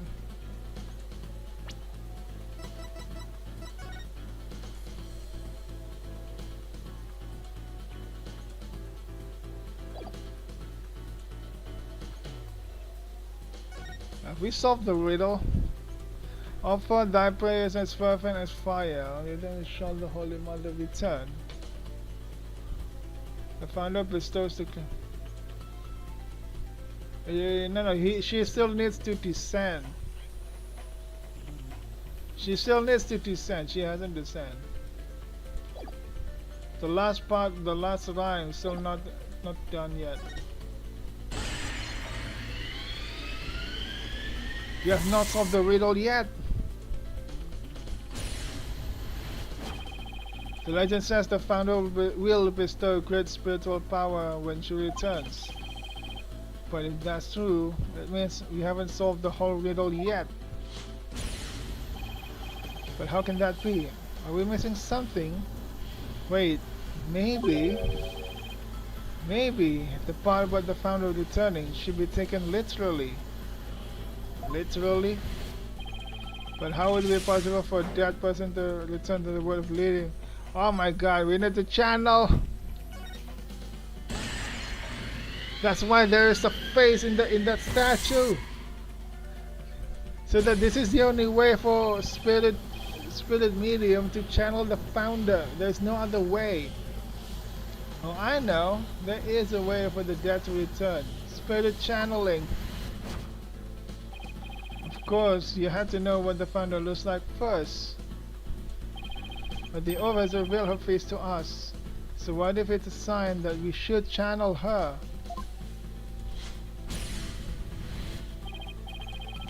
Given the facts, in order to solve the riddle and receive the founder's power, I need a spirit medium.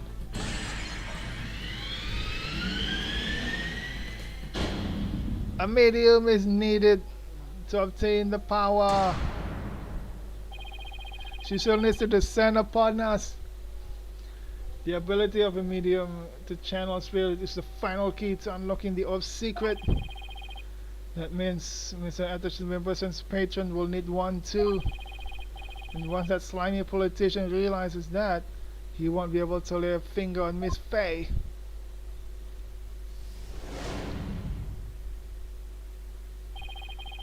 Everything's going to be okay, Mr. Wright. Because Mr. Paul Atterson can't afford to harm a hair on Miss Faye's head. Huh? Mr. Atterson, it seems you've chosen the wrong person to take hostage. Oh, what do you mean? Your patron seeks to solve the orb's riddle, and thereby receive great spiritual power.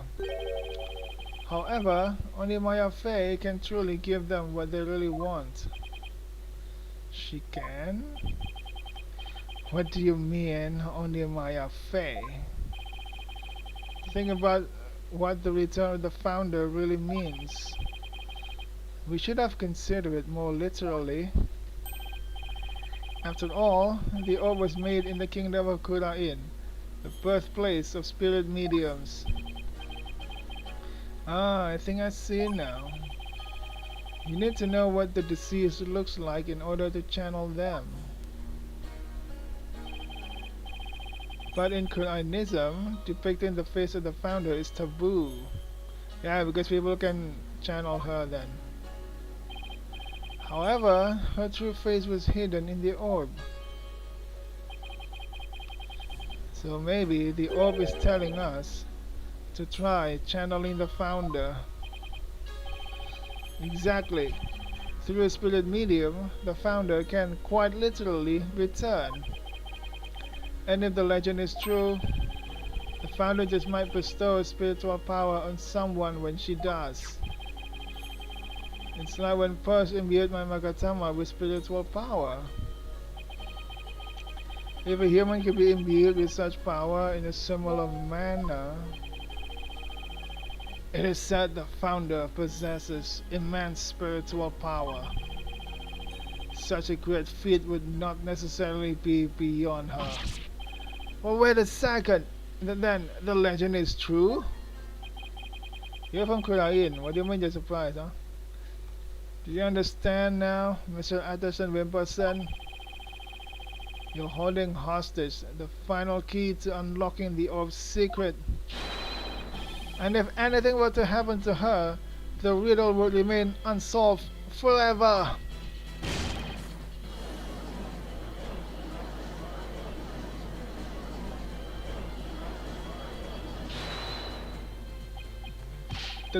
That's always perfect.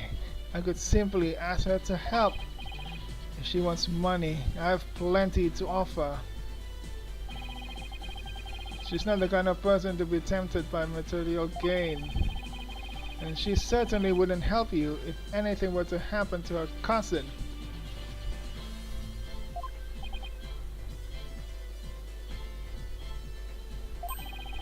Or maybe you'd like to go ask the Queen of Khura'in to channel the founder for you. You could, but you'd probably get executed for requesting such a thing. It's over. Now confess! You killed Dr. Puff, didn't you? Ah! It wasn't supposed to end this way. Mr. Atterson Wimperson, are you admitting to committing the crime? You're my lawyer, right?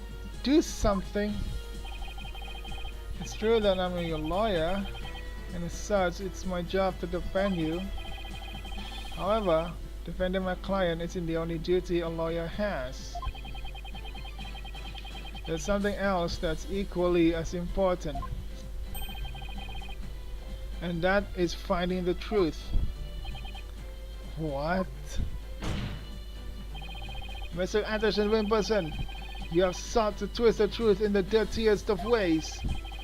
I was complicit in your hostage taking, but in a way I was being held hostage too. Even so, there's still hope for me to make things right. And I owe it all to you, Apollo. That's alright. I can't allow a murderer to walk away scot-free. Therefore, Mr. Atterson Wimperson, I must resign as your attorney. You can resign.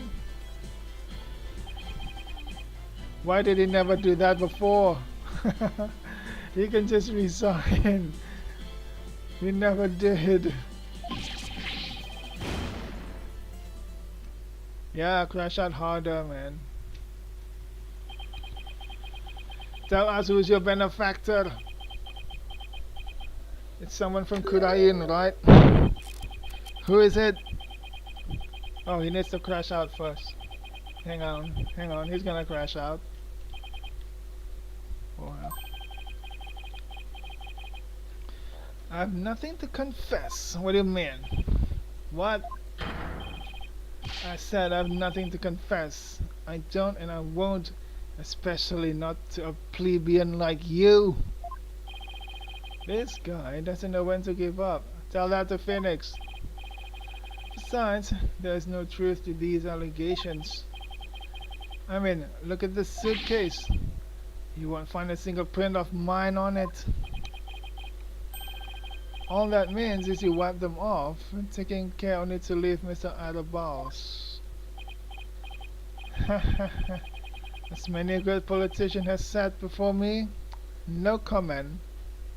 The best thing and the lamest thing a politician could say. No comment, holy shit. In that case, try switching things up, Apollo. Look at the situation from a different angle. Certainly nothing that points to the suitcase being dropped from up above. Do we have something, huh?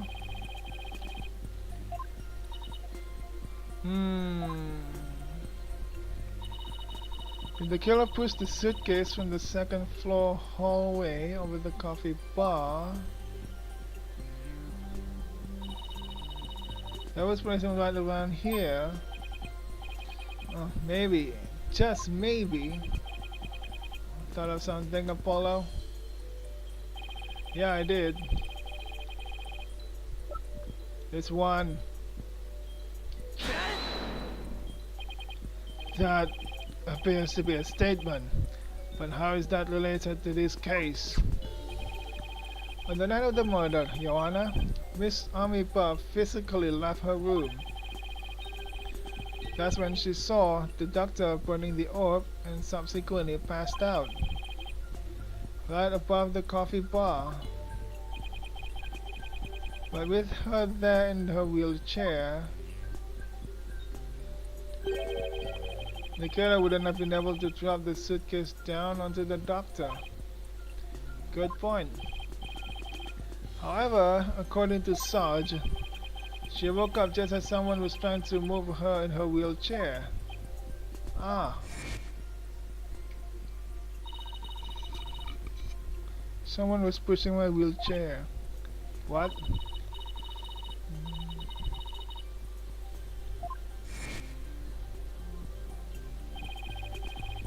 She must have been in the killer's way and had to be moved. Isn't that right, Mr. Atherton Wimperson? Ah. And if the killer had pushed the wheelchair with his bare hands, we may yet find the conclusive evidence we need. Exactly. Fortunately for us, the evidence slipped right through the killer's fingers.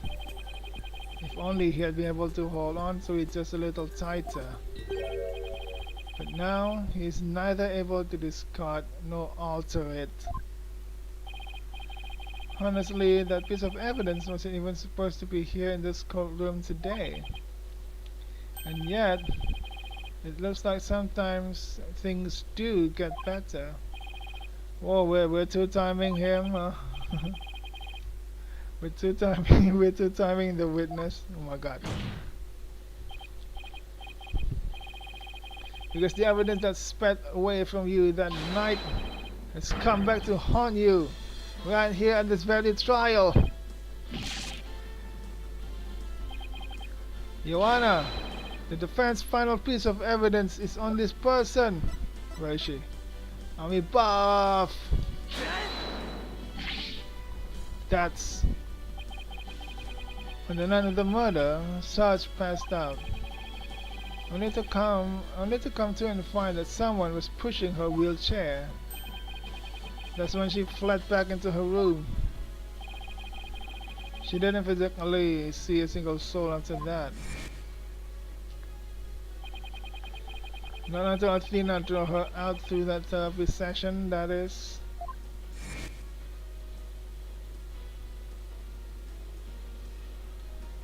Got him! We got him! But the killer was able to wipe the prints on the suitcase off. The same can't be said for the prints that got away. My fellow Khura'inians. Well, Mr. Paul Atherton Wimperson, try to explain your way out of this one. The podium is all yours.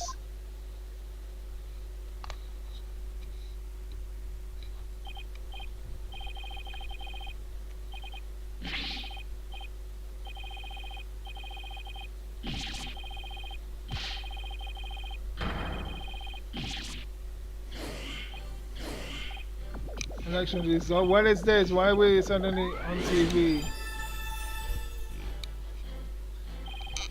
that his supporters behind him?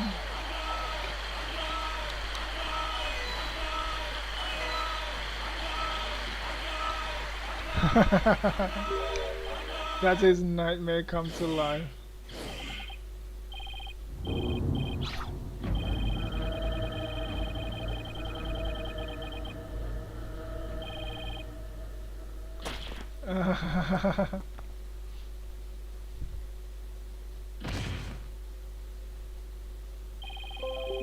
Mr. Anderson, the person, are you alright? No, he just had a nightmare.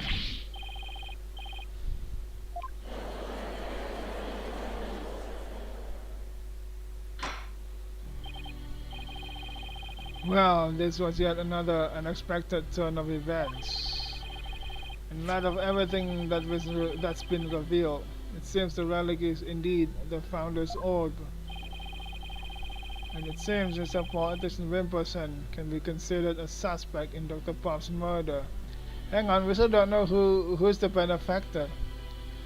Who's the benefactor? That guy was the one who stole this relic back from the first case. We still don't know who it is.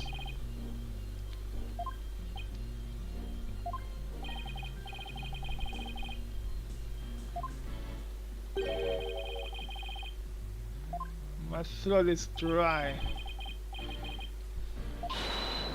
You were amazing today, Apollo. I'm gonna save this.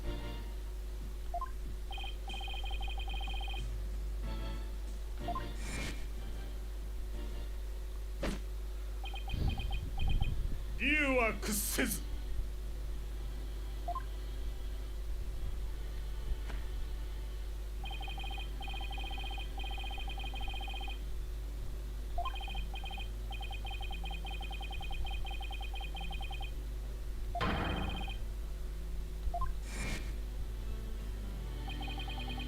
A dragon never yields. Every lawyer should take that to heart.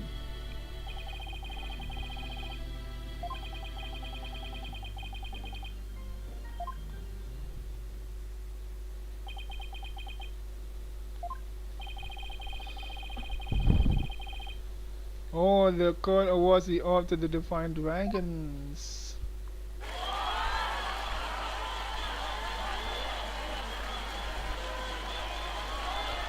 Yay, good job.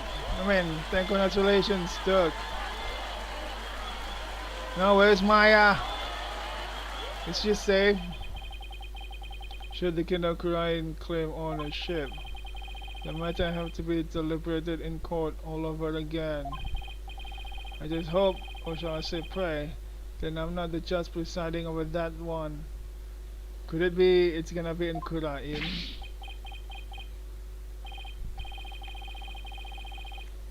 Trial like that might spark an international incident.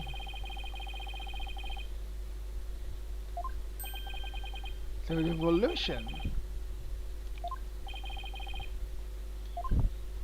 Alright, case closed. Is that all, huh? That's kind of disappointing. I thought the case was bigger than that. Is there a continuation of this?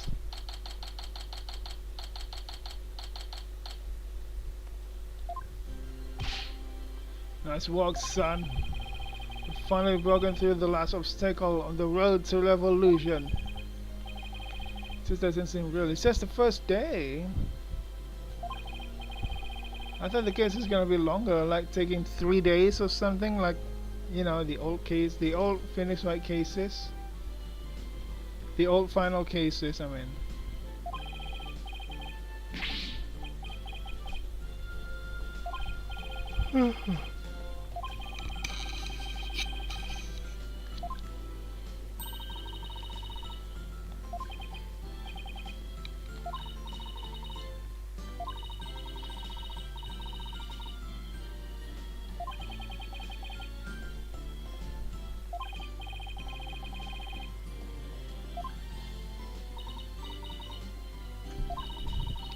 Now that the Holy Mother's face has been revealed, Spirit Medium try channeling her.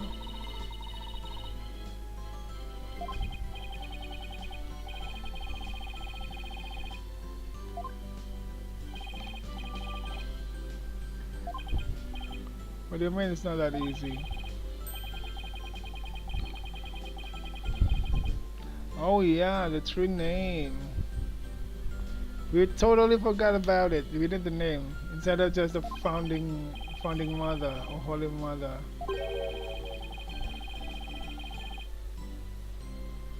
Wait, we knew her name from the previous case. We know her name. We just have to forget about it. Wait, wait. Who was there? Maya. Maya knew her name. The foundation name is only known to the priestess who's been crowned queen. Oh, Maya. Yeah, Maya knows the priestess. I mean, the founder's true name now. The current queen, the only living person who knows is current Queen Khura'in. And Maya knew. Also, Philippe knew because she read that, you know, that scroll. Was that a scroll? I don't remember. Was that paper, that religious paper that knows the name of the real name of the founding mother, the Holy Mother? So no. There are two other people who knew it, Maya and Philippe. We just need to show the statue to both Maya and Philippe now.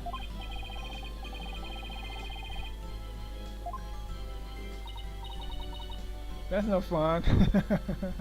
Juicy disappointed. Founders has appeared. Since only the kid.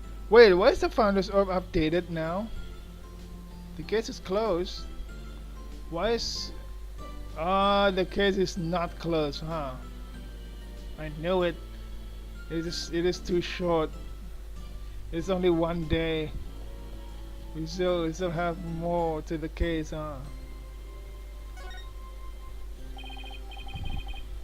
What will you do now?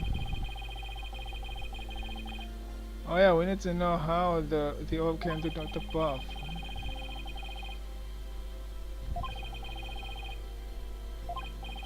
No, political nobody like him could get anywhere near the orb, let alone steal it. Ouch. Someone connected to the royal family. Wow.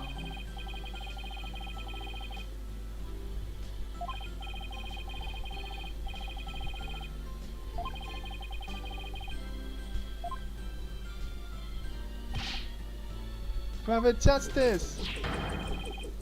It was fine work you did at the trial today. You did your sergeant proud. Like I you, Sarge. It took real courage to leave your room like that. Wait, she's here. So thanks to you and Woman Sykes. It's good that the animation is her playing the drone, piloting the drone. Whee! With my siege defense over, and then finally sally forth for me and me alone to fight. To lose your mother and then your father. What a terrible thing to endure. Yeah, what happened to you now? I mean, you need to continue school, but who's gonna take care of you now? Do you have close family? Being wheelchair bound doesn't help. Shut up, Apollo. Do you have an immediate family? An uncle, perhaps? I've been thinking. It's about time I stood on my own 2 feet. I no longer have Papa to cuddle me. I'm afraid I don't follow. Take a good look, soldier. This is one small step for man, and one giant leap for me. Hold my drone for me, would you, Private Justice? Yes, sir. What you gonna do?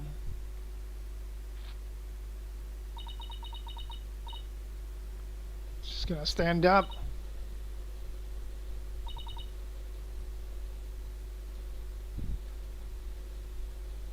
She stands. She's standing. Your legs. The doctor told me I was ready to walk again months ago, but if I admitted I could walk, I knew I had to leave the house. Ah, so I faked it.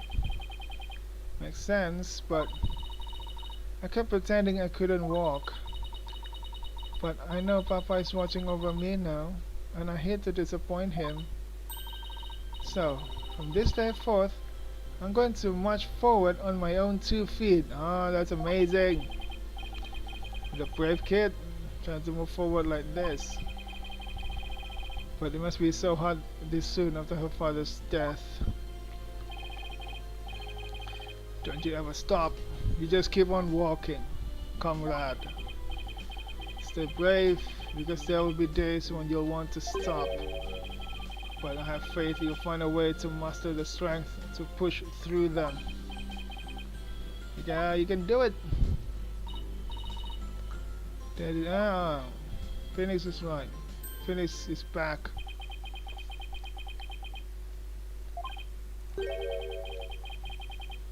What's that look on his face for?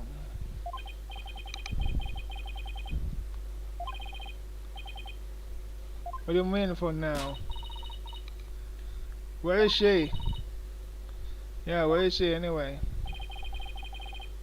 What do you mean bad news? Huh? Oh my god. She's in Khura'in?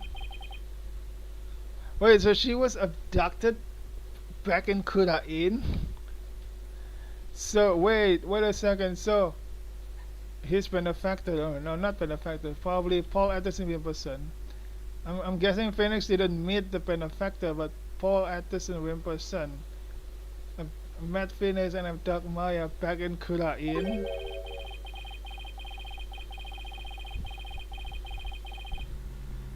She's being held hostage. The benefactor.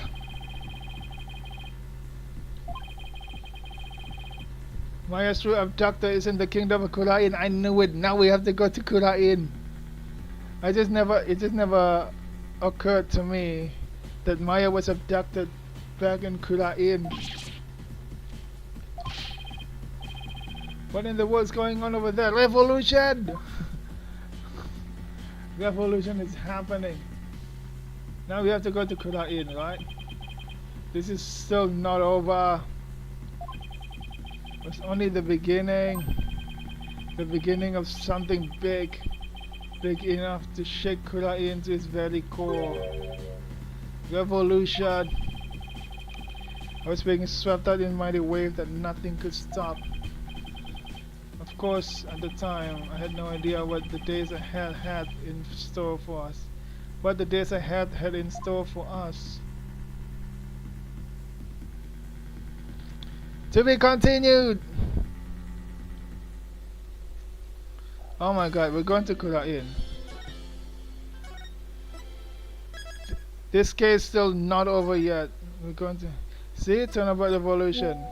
It says day 2. My god. Investigation. What's happening in Khura'in now in day 2? Holy shit. But that is for next time, because I'm going to end the stream. Oh my god, this case is gonna be really long. And I'm guessing Nayuta is gonna be the prosecutor over there. And what is this SP? Does this have something to do with the revolution or a totally different case? I'm not sure.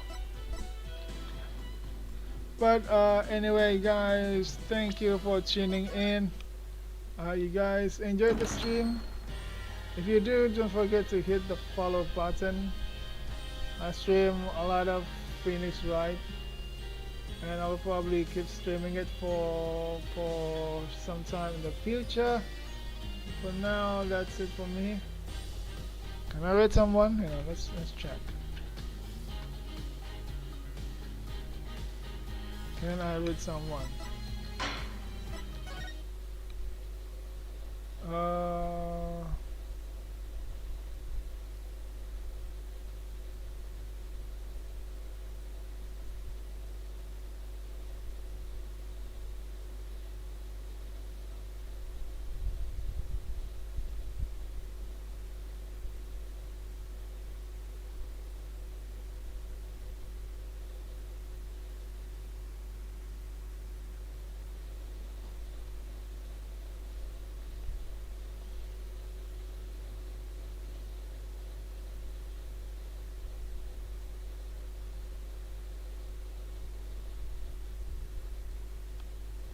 Huntress is alive.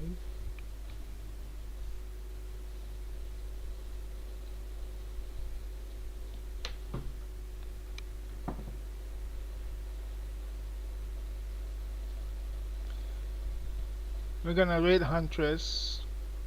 It's been forever since I last raid her, huh? Anyway, gonna raid now. Thank you, everybody.